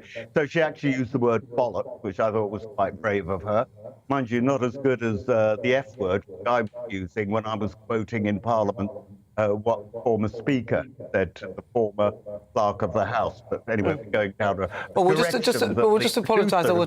But Michael, we're just going to apologise for that if any of our viewers were offended by that, because that is a swear, and it's not after 9 o'clock, so you can't get away with that. Right. One. But yeah, so apologies to Ofcom, but it is in Hackard, so there you go. My apologies to the producer. I don't. Which word are you talking about? Which one is? Let's not go back there. So what do you think then? Because I look at it and I look. But there's another reason I should say. I mean, the real reason for backing Penny Mordaunt is she is very, very feisty. She was very much involved in the Leave campaign, and I'm a strong Brexiteer. I want to make sure that we do stay well and truly out of the European Union. She also is a very, very good, feisty speech maker in the House of Commons. And, you know, she'll be up against Keir Starmer come the general election if she's chosen, if indeed she even offers herself as the possible candidate. And, yeah, I think she would make a good leader. And you know what? It'll be three fingers there, 3-0 in that we will have had 3 female leaders while Labour is still yet to get there. Well, that's true, isn't it? And now I'm of the view that in my head that a lot of the MPs put their egos and ambitions before the good of the party and, of course, the good of the country, because we are, even though we've not mentioned it for a while, in the grips of a cost of living crisis. I filled up my little Citroen C1 that usually costs about £35 to £40 to fill up, and today it cost me almost 60 quid, and I thought, we're in the middle of this, and they are jostling for position. There'll be a paralysis for a while as they determine who's going to be doing what. And, of course, there's a war in Ukraine. Is this kind of irresponsible of them to do that? And do you think their egos are going ahead of the interests of the country? You mean to have defenestrated Boris? Yes, first of all, to have got rid of Boris when they were only a few points behind in the polls, and all can change because we're only halfway through. You know, why? Why do that now? That's all I... Yeah. It was, I think, incredibly egocentric. I truly do believe that. You know, when you actually look, the final thing was the Chris Pincher thing, that Boris couldn't remember a briefing, a very brief briefing, that he was given some 3 years ago about Chris Pincher. And, you know, let's be clear about Chris Pincher. I'm not condoning him, but he's not a paedophile. I mean, it's not, you know, when you actually look at what he did when he was drunk. I mean, the guy needs help, and I believe he's now getting psychiatric help, too, for a drink problem. So, you know, I think there should be compassion regarding all these issues, and there should have been a bit more compassion, actually, for Boris. But, you know, some people were determined to get rid of him, use Chris Pincher rather as a weapon, in my opinion, and Pincher and his victims are collateral damage. I would say it seems quite a minor thing to get the Prime Minister on, but then that's what I thought about Partygate as well. And to be fair, in terms of in Boris's defence, I can't remember what I said yesterday, let alone 3 years ago. So, you know, for me, that's they did, in my view, use that. So you said you probably... one of the problems is the I think because of the Freedom of Information Act, sometimes detailed notes are not taken about what happens in discussions when there are oral briefings. Problem with that then becomes is that if, as you have a change of staff, you don't have an institutional memory, if you like, for what's gone on. So to blame Boris for not remembering the fine detail about whether he'd been briefed, whether he'd not been briefed, and bring down a prime minister for that, I can tell you in other parts of the world, in Europe, people just look at it and just think, you know, what the hell are the Brits and the Anglo-Saxons up to? I mean, when you look at other countries, it's remarkable. And what's more worrying is that people like Michel Barnier have now tweeted that they are really relieved that Boris has gone and that finally Britain will come to its senses in its negotiations with Europe. Not a good sign, not a good look. And very, very briefly, because I've got to move on, how do you feel about Sir Keir Starmer and Angela Rayner being cleared by the Durham police over the lockdown fears? I would say two things. One is today he has come over as incredibly smug, incredibly I told you so, which I don't think is a good look for him. But hey, if that's the way he wants to appear, I think he'll regret it. But the main point is I think a lot of people, a lot of GB News viewers will be thinking, rightly or wrongly, that this is a stitch-up and that this is the establishment and a QC, which is what Keir Starmer has become, wheedling his way out of Beergate. And many people will see it as hugely unfair and unjust. Well, Michael, thank you so much for your thoughts. That's Michael Fabricant, MP, Conservative MP for Lichfield. Thank you so much, Michael. Right, I'm also now joined by the political editor of The Express Online, David Maddox. David, does this have echoes of when Margaret Thatcher was forced out by her cabinet? Is it all about ego? I think a lot of it is, actually, and I've seen an awful lot of really bad takes about Boris. Probably the worst of all was Alistair Campbell, but then again, he's had a kind of career of bad takes from Iraq onwards to Remain and everything else. I mean, you know, we've got to remember this is a Prime Minister of some significant achievements, not the worst Prime Minister in British history by far. He got Brexit done against all the odds. He has really rallied the international community in support of Ukraine. Without him, it probably wouldn't have happened.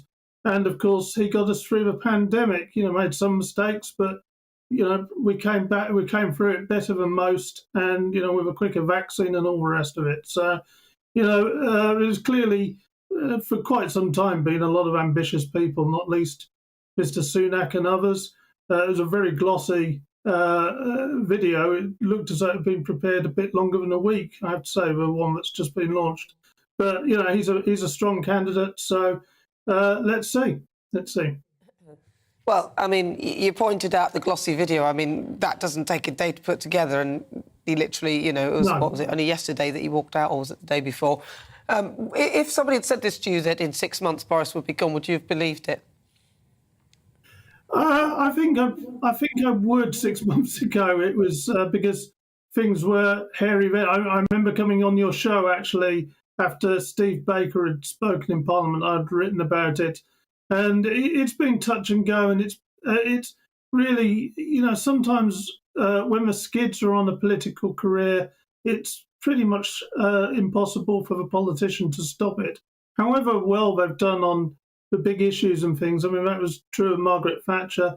The only one who really understood it, though, was David Cameron, who jumped immediately. I think all the rest have desperately tried to cling on.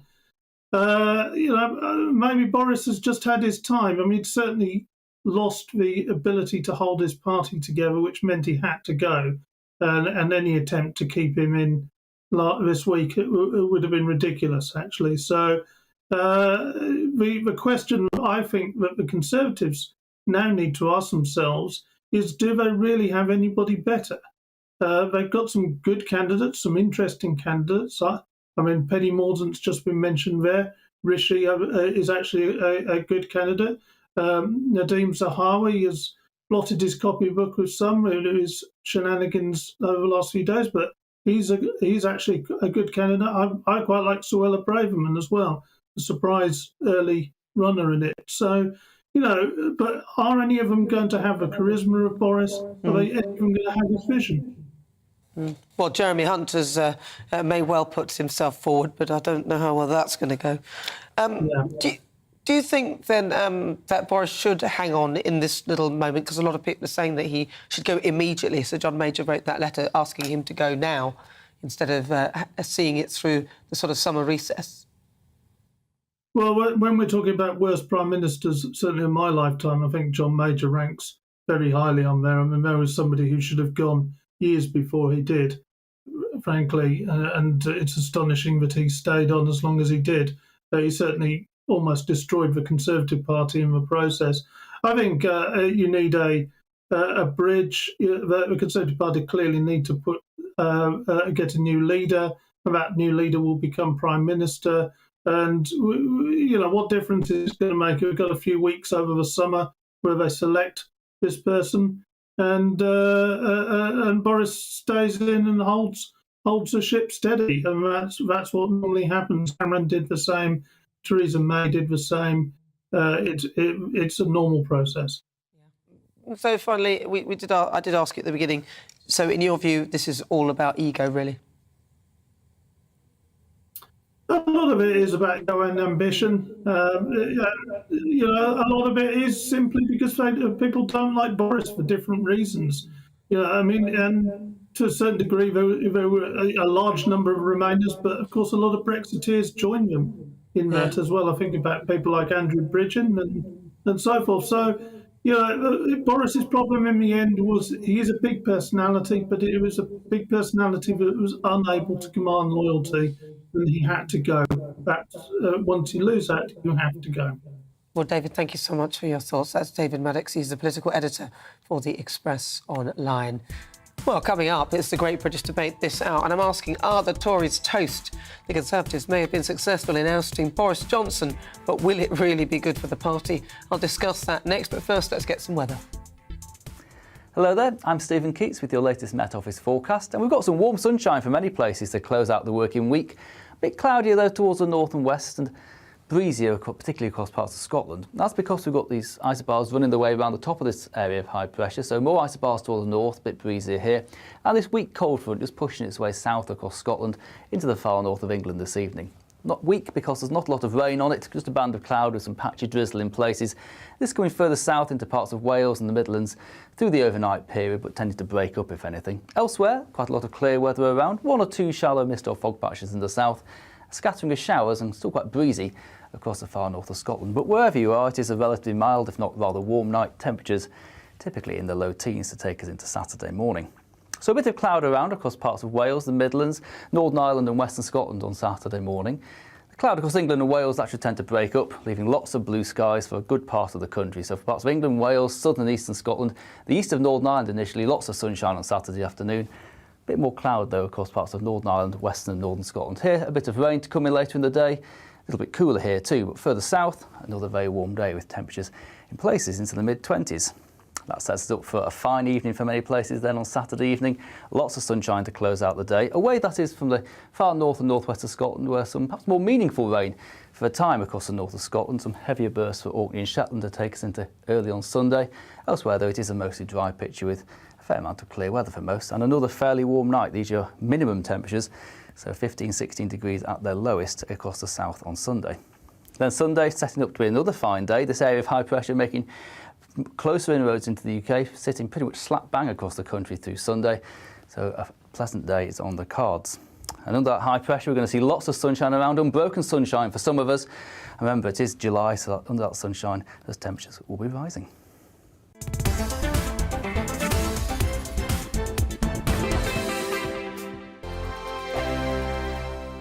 We are GB News. We're right across this great nation.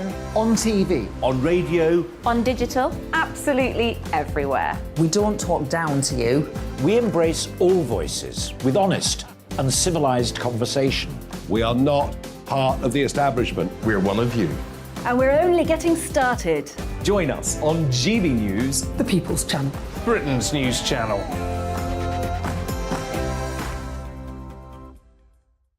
Hi there, it's Stephen and Anne. At breakfast from 6 a.m, you'll always be caught up with everything you need to know, the latest headlines, opinions and debates. We'll bring you the good news and the bad, but most of all, we're here for you. Remember, send in your views and let us know what you would like us to talk about. That's because we're your news channel. And every morning at 6 a.m, it's breakfast on GB News.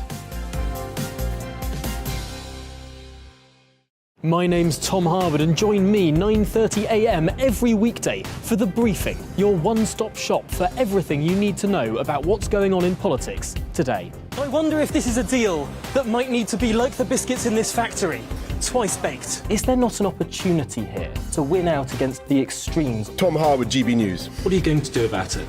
Things should have been done differently, and they certainly are being done differently. Don't miss it. The Briefing with me, Tom Harwood, 9:30 Monday to Friday on GB News. Where would you like to go? Just take me to the studio, please, mate. You know where you're going. I've got a show to do. Friday Night Feast on GB News, 7 p.m. And it's like nothing you've ever seen before. We take a different angle on the week's biggest news stories. The viewers and listeners set me some absolutely mad challenges to do. We tried to rehome a rescue dog. And yes, there's some other wacky stuff in there as well. I feel like I could take on the world. Well, that's that. Friday Night Feast with me, Patrick Christie's, every Friday, 7 till 9 p.m. on GB News. Be there.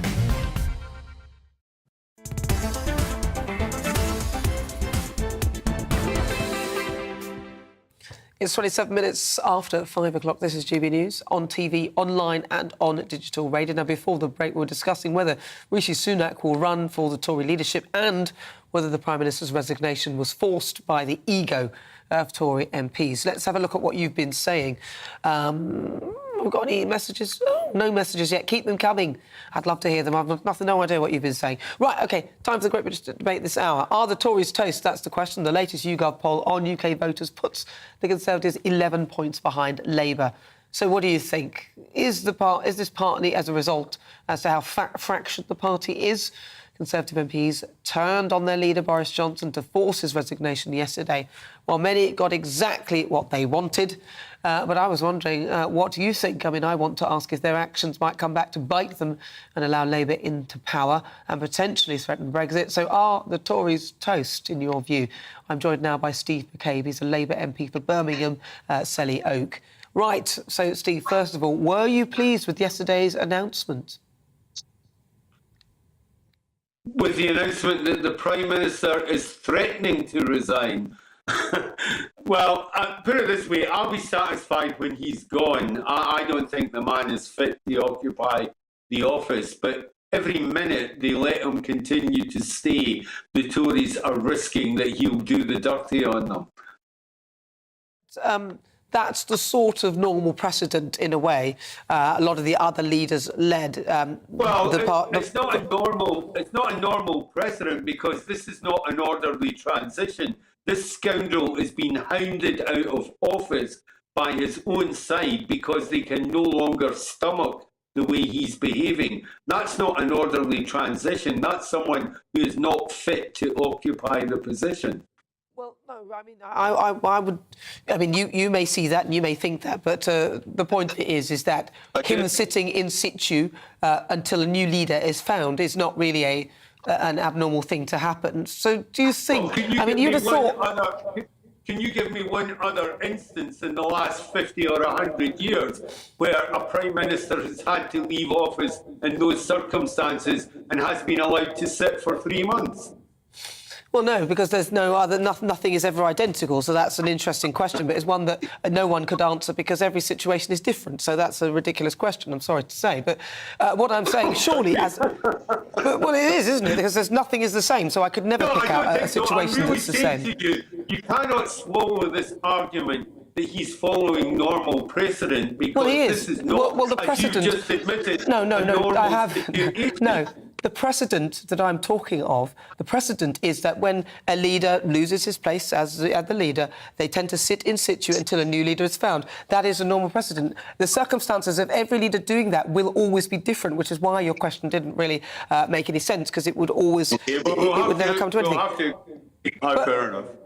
OK, so let's come back to Keir Starmer and your party. Surely, under that, then, you would actually be happy that Boris Johnson would be stay in post because that would be good for the Labour Party if he's that bad. Why would you want him to be thrown out of office? Well, let's start with the fact that the people who are driving him out of office are his own side because they can no longer stomach his behaviour. Personally, yes, the opportunist in me thinks the longer he sits there and causes more chaos, possibly the better it is for us. But at the end of the day, you know, I didn't go into politics to see the country being trashed. And I think in the interest of the country, we all know his time is well and truly up. Well, and I would say that it was his own party in the end, but he was hounded, I think, in my view, by a lot of the mainstream or the established media even, and also, obviously, the Labour Party pulling up Partygate. You know, everyone has to admit that that was a bit over the top. Now, is there not a chance that the Tory party could unite under a new leader and keep Labour out of power, in your view? Well, anything's possible. I mean, I think the difficulty at the moment is they are quite fractured, and it's hard to see which new leader would have the appeal. I mean, there are those who want to revert to a kind of well-known kind of centre-left Tory position or centre-right Tory position, you know, and kind of traditional Tories. And there are those who are much more authoritarian right-wing Brexiteers. That's been a tension that's been in the Tory party for quite a long time, and I think you may see it play out in the subsequent leadership election. Yeah, but I'm wondering as well on your view, because Keir Starmer said that he wanted to vote no confidence in the Prime Minister. Do you think that we need to be going down that road? Is that just a waste of time, really? Well, as I say, my view, and I appreciate you don't share it, is that these are extremely unusual circumstances. This is someone who's been virtually found unfit for office by his own party. And I think the danger of letting him stay in those circumstances is that he can only further damage the fabric of government of this country. People. What about the people, though? Because whilst you're all focusing on all of that, there's a cost of living crisis. I don't know if anyone's noticed. You know, we'd rather that we sort of focused on that. In the meantime, let the Conservative Party hanker on who they want to be the leader. We don't want to be going on and on about this. What's the problem? Well, of course, the issue with the cost of living is that it's the government of the day who have lost control of the economy. That's why we have a cost of living crisis. And just the other day, when he thought he could cling on, Johnson was threatening to introduce tax cuts. He had no explanation of how he was going to fund them, but he was threatening to introduce them because he thought that was a reasonable populist measure to get him through the next week. You can't run an economy on sort of day-to-day populist measures. What we need is a strategy for growth, a strategy to address the supply issues in our markets, and a strategy to deal with the skill deficits that's holding back some of our key employment areas. Thank you so much for your thoughts on that. It's a pleasure to talk to you. That is Steve McCabe MP. He's the Labour MP for Birmingham, Selly Oak. Right, you're with me. I'm Nana Akua. This is GB News on TV, online and on digital radio. Coming up, we'll continue our great British debate, and I'm asking, are the Tories toast? You'll hear the thoughts of my panel, former Conservative advisor Claire Pissell, and also political editor of the Sunday Mirror and the Sunday People, Nigel Nelson. But first, let's get your latest news headlines.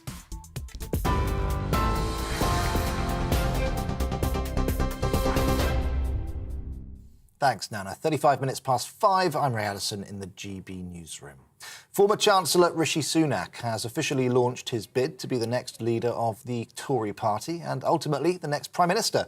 Posting this campaign video, he said he wanted to restore trust, rebuild the economy and reunite the country. Mr Sunak's resignation just minutes after former Health Secretary Sajid Javid started a wave of MPs stepping down. Prominent Tory backbencher Tom Tugendhat has also declared that he will run. So Keir Starmer has been cleared by Durham Police of breaking lockdown rules last year. The Labour leader and his deputy, Angela Rayner, had promised to resign if they were fined. Video shows him drinking beer with colleagues in April 2021, but police say they both obeyed the law. Sir Mark Rowley has been appointed as the new Commissioner of the Met Police. He replaces Dame Cressida Dick, who announced that she was leaving the role back in February. Sir Mark, a former counter-terrorism officer, will return to Scotland Yard to lead the force that he left 4 years ago. Mayor of London, Sadiq Khan, says Mark's the best person to lead at this extremely challenging time. A 22-year-old man has been sentenced to life in prison and will serve a minimum of 37 years for the murder of Julia James, a police community support officer. Callum Wheeler attacked the 53-year-old in April last year while she was walking her dog near her home in Kent.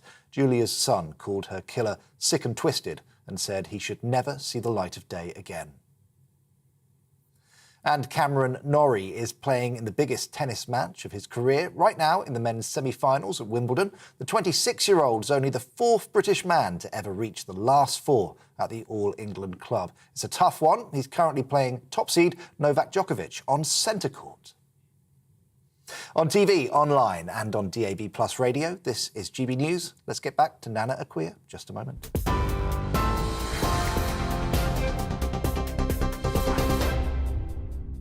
Direct Bullion sponsors the Finance Report on GB News for gold and silver investment.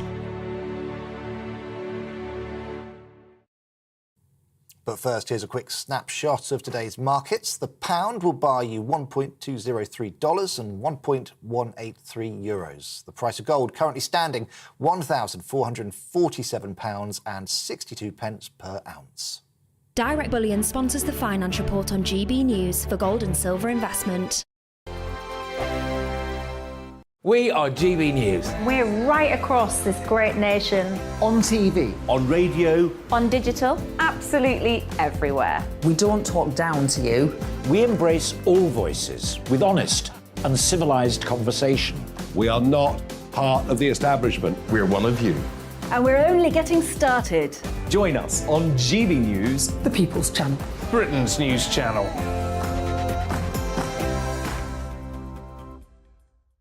Hi there, it's Stephen and Anne. At breakfast from 6 a.m, you'll always be caught up with everything you need to know, the latest headlines, opinions and debates. We'll bring you the good news and the bad, but most of all, we're here for you. Remember, send in your views and let us know what you would like us to talk about. That's because we're your news channel. And every morning at 6 a.m, it's breakfast on GB News.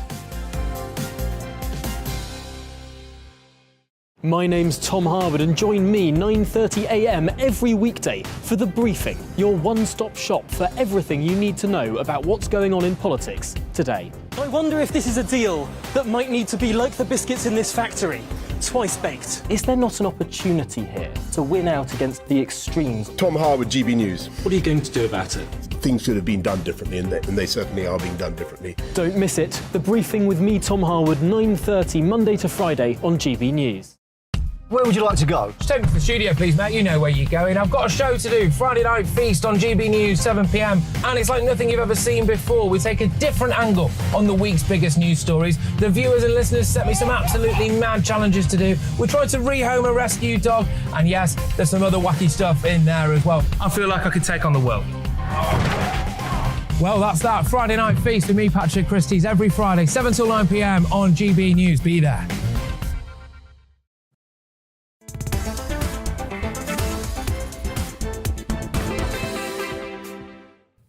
Good afternoon. If you've just joined us, where have you been? It's 39 minutes after 5 o'clock. I'm Nana Akua. This is GB News on TV, online and on digital radio. We are the People's Channel and it is back to our Great British Debate this hour. I'm asking, does the Prime Minister's resignation mean that the Tories are toast? Now, after yesterday's spectacle of the Conservative Party turning against Boris Johnson, it's one after the other, wasn't it? One decided to turn him and then another one, then that Michelle had her post, then she changed her mind and decided... I mean, I'm questioning if they've spoilt their electoral chances. Now, Labour is storming ahead in the polls with Sir Keir Starmer being cleared by the Durham police today A leaderless, fractured party does not bode well for Conservatives in an election. So is it all over for them? I'm joined now by Mike Wood, Conservative MP for Dudley South. Now, Mike, thank you so much for joining me. You met with the Chief Whip to say that you'd lost confidence in the Prime Minister yesterday morning. What were your reasons? Well, it was on Wednesday morning, and really it was just been that breakdown of trust, I think, between Downing Street and the public, with members of Parliament, and even with ministers. And I think the trust had just gone down to such a low level that it would have been impossible to have continued like that, and also difficult to see how we could have rebuilt it without the fresh start of new leadership. I mean, I've been one of Boris Johnson's strongest supporters since he was elected as leader. I campaigned alongside him in the Brexit referendum. I think he's got a huge amount that he can be really proud of from his 3 years as Prime Minister, but I don't think he was in a position to continue to provide the leadership that we really need at such challenging times. Are you aware of the sort of damage that might do to your party? Because, remember, you were only a few points behind the Labour Party in the polls, but since this has happened, now the Labour Party has stormed ahead. Yeah, look, I mean, one of the...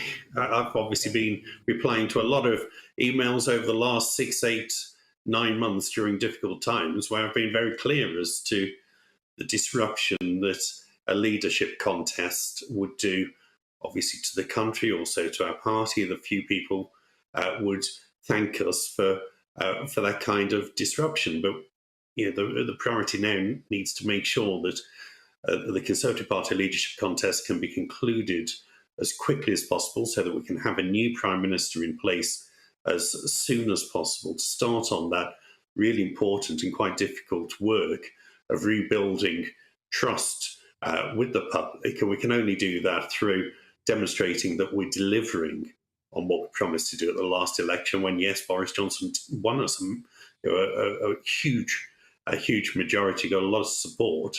But I think we need to be able to demonstrate to voters that we're still both capable and intent on delivering on those promises. And I think too many have felt that we've moved away from that, and the problems within Downing Street are a barrier to us moving back onto tackling those key issues.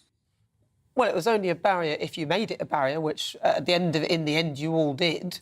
Do you think now that any of your leadership hopefuls can actually fill Boris's boots? Because, as I said, you're trailing heavily now behind the Labour Party, and you didn't have to do this yourselves.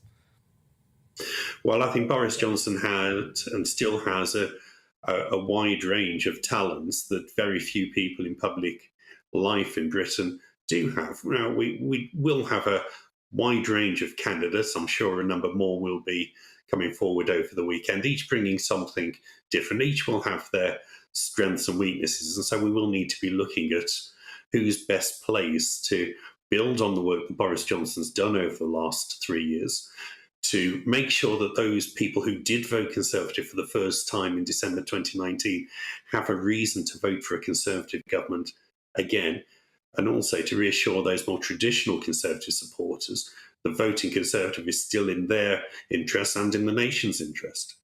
Well, I mean, we'll see whether what you've all sort of initiated as a party was a wise move. Rishi has put his hand in the ring. Are you backing him? And if not, who would you support as a potential leader? Well, look, I mean, I think Rishi's clearly a strong candidate. I backed Sajid Javid in the last leadership contest. I think if he stands, he'll be a phenomenally strong candidate in this leadership contest. So if he stands, I'm sure I'll be backing Sajid again. But we are fortunate that we do have a number of very good candidates who could make very good prime ministers. And finally, I want to ask you, your fellow West Midlands MP Michael Fabricant is backing Penny Mordaunt. Peter Bone has been appointed as Deputy Leader of the House of Commons. When will Mike Wood get a call up for a ministerial role? Telling the Chief Whip you think the Prime Minister should resign is probably not the best job application strategy. But look, I mean, I've been very lucky to serve as Parliamentary Private Secretary to a number of fantastically good ministers over the last 5 years. As far as I know, I'm still in that role, and if that's a role that the Prime Minister wants me to continue in until a new Prime Minister is chosen over the summer, I'm very happy to do so. But my main focus has always been representing my constituency in Dudley South, and of course, if I'm asked to serve in any other capacity, then I'll look at whether I could do that while serving my constituents as well as they deserve. Well, Mike, it's good to talk to you. Although I'll tell you now, you look like you've got a hat on your head where you've positioned your head in the on the camera. If you turn around, you see what is that thing behind you? What is that? Oh, it's Big Ben. Anybody listening on radio, go and check that out. It looks like he's wearing a hat. Mike, thank you very much. That's Mike Wood, MP. He's Conservative MP for Dudley South. Right, let's see what my panel make of that. I'm joined now by Claire Pearsall and also Nigel Nelson. Right, what do you think? Other Conservative Party toast. You are trailing heavily, Claire, in the polls, and you weren't that bad before, but now you've lost your leader. Suddenly, the Labour Party have gone streets ahead. OK, it's 11 points. That's quite a lot. I mean, it was only a few before. Yes, it was, and it's been up and down. And this is always the problem, is that the polls will go up, the polls will go down, everybody sort of panics and goes, oh, look at you, you're doing really badly. I think that is just, in essence, with the chaos that's just happened, it was inevitable that the polls would go that way. Give it next week, it'll be a different story. Well, you hope, you wish, I doubt it. Yeah, I mean, a lot of people, we've got long memories, and if it had gone the other way, then you'd have taken those polls seriously. If those polls had been... I take the polls seriously either way, yeah. But it's unsurprising that we've gone backwards, given the sort of debacle of this week, and it has been a completely chaotic week. We've been in the middle of it, and, you know, and the pair of us haven't seen each other all week because of all of this.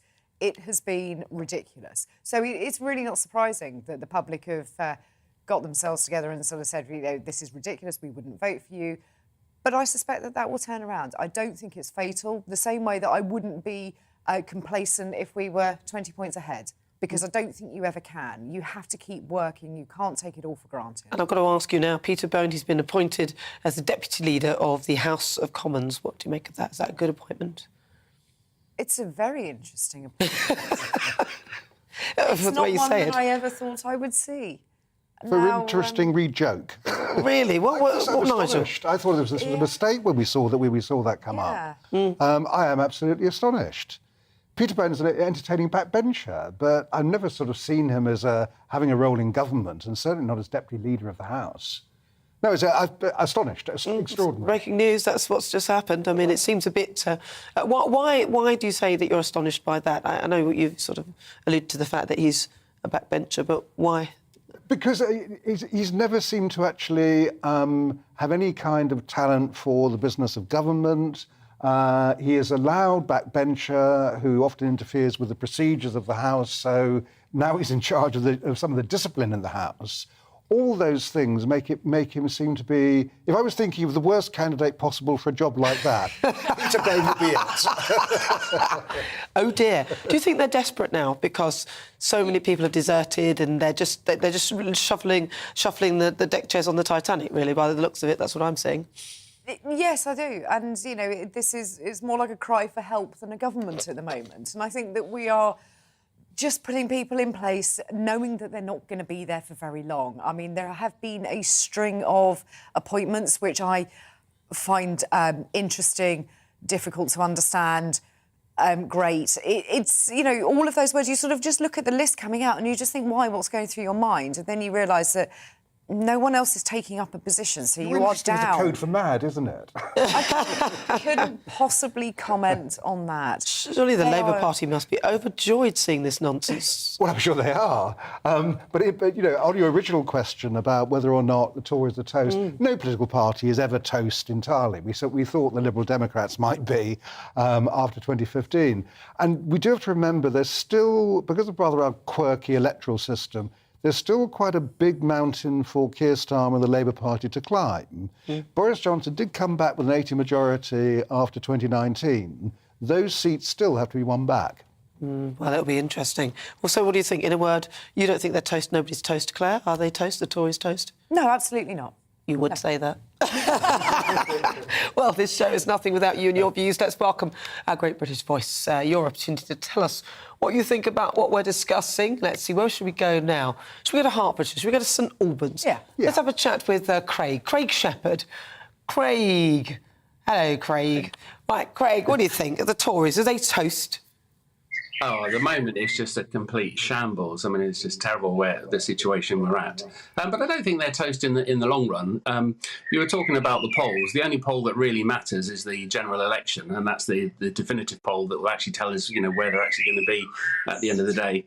I do find it very surprising that Durham Police suddenly came up with their decision over Keir Starmer the day after Boris Johnson has gone through such a disastrous day.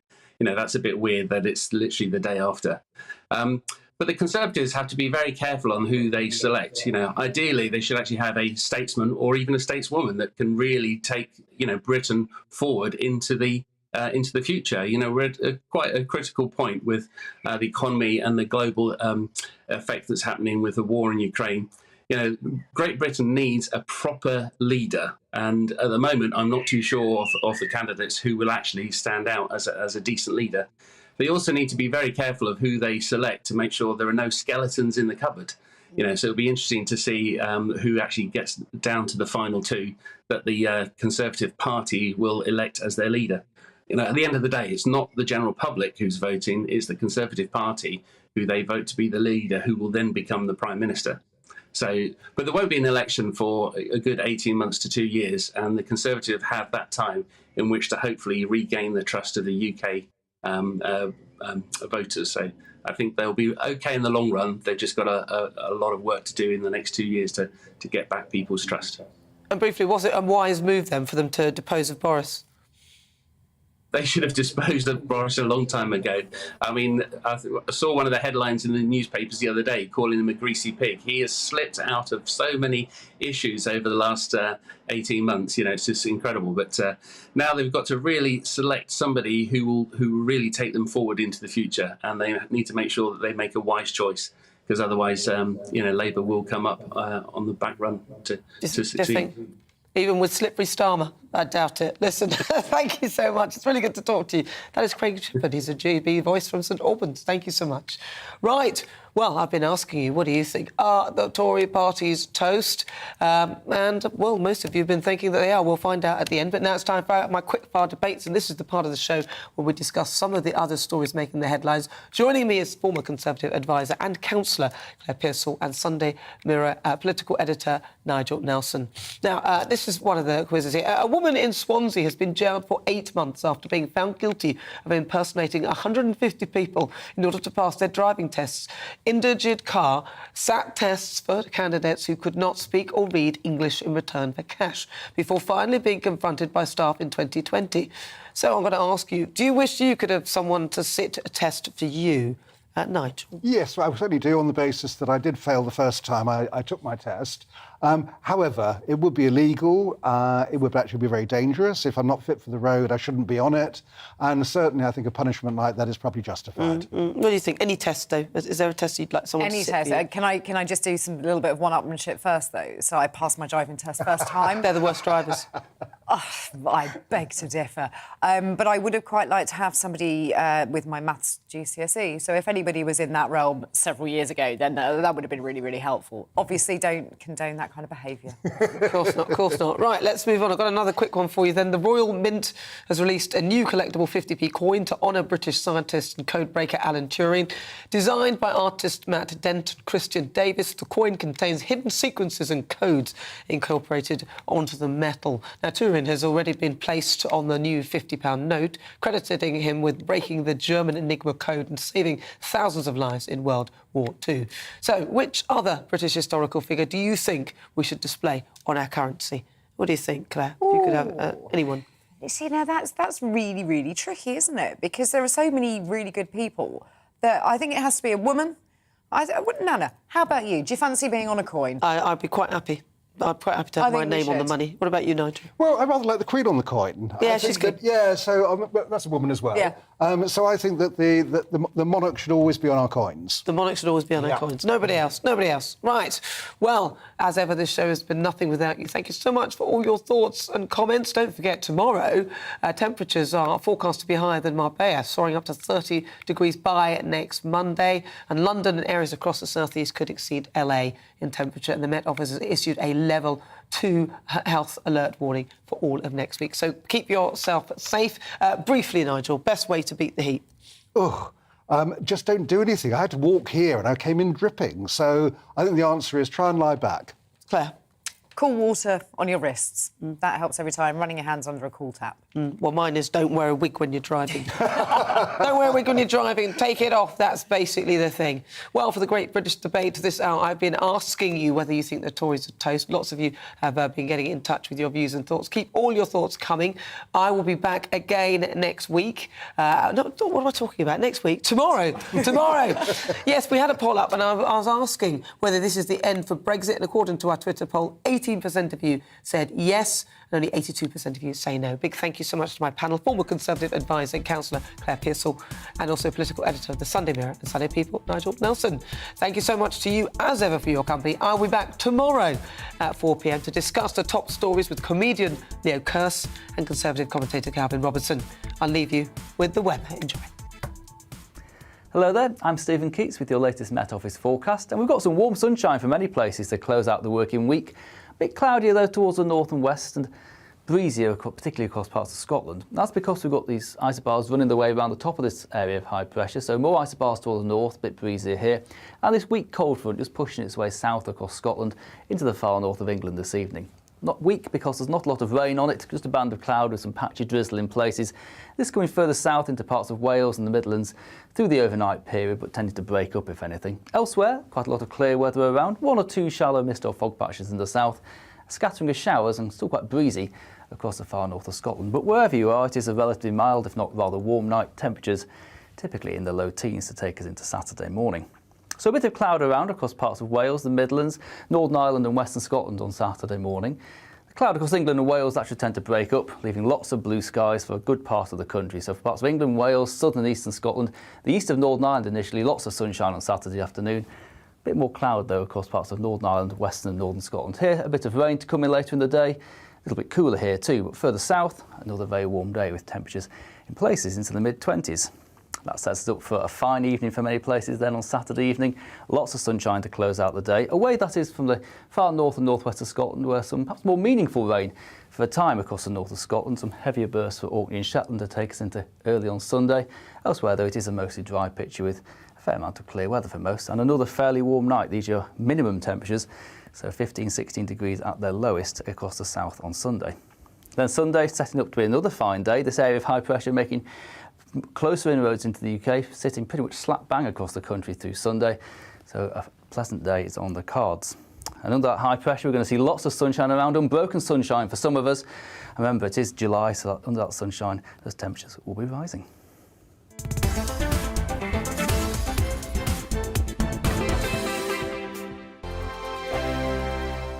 We are GB News. We're right across this great nation. On TV. On radio. On digital. Absolutely everywhere. We don't talk down to you.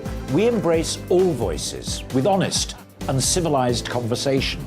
We are not part of the establishment. We're one of you. And we're only getting started.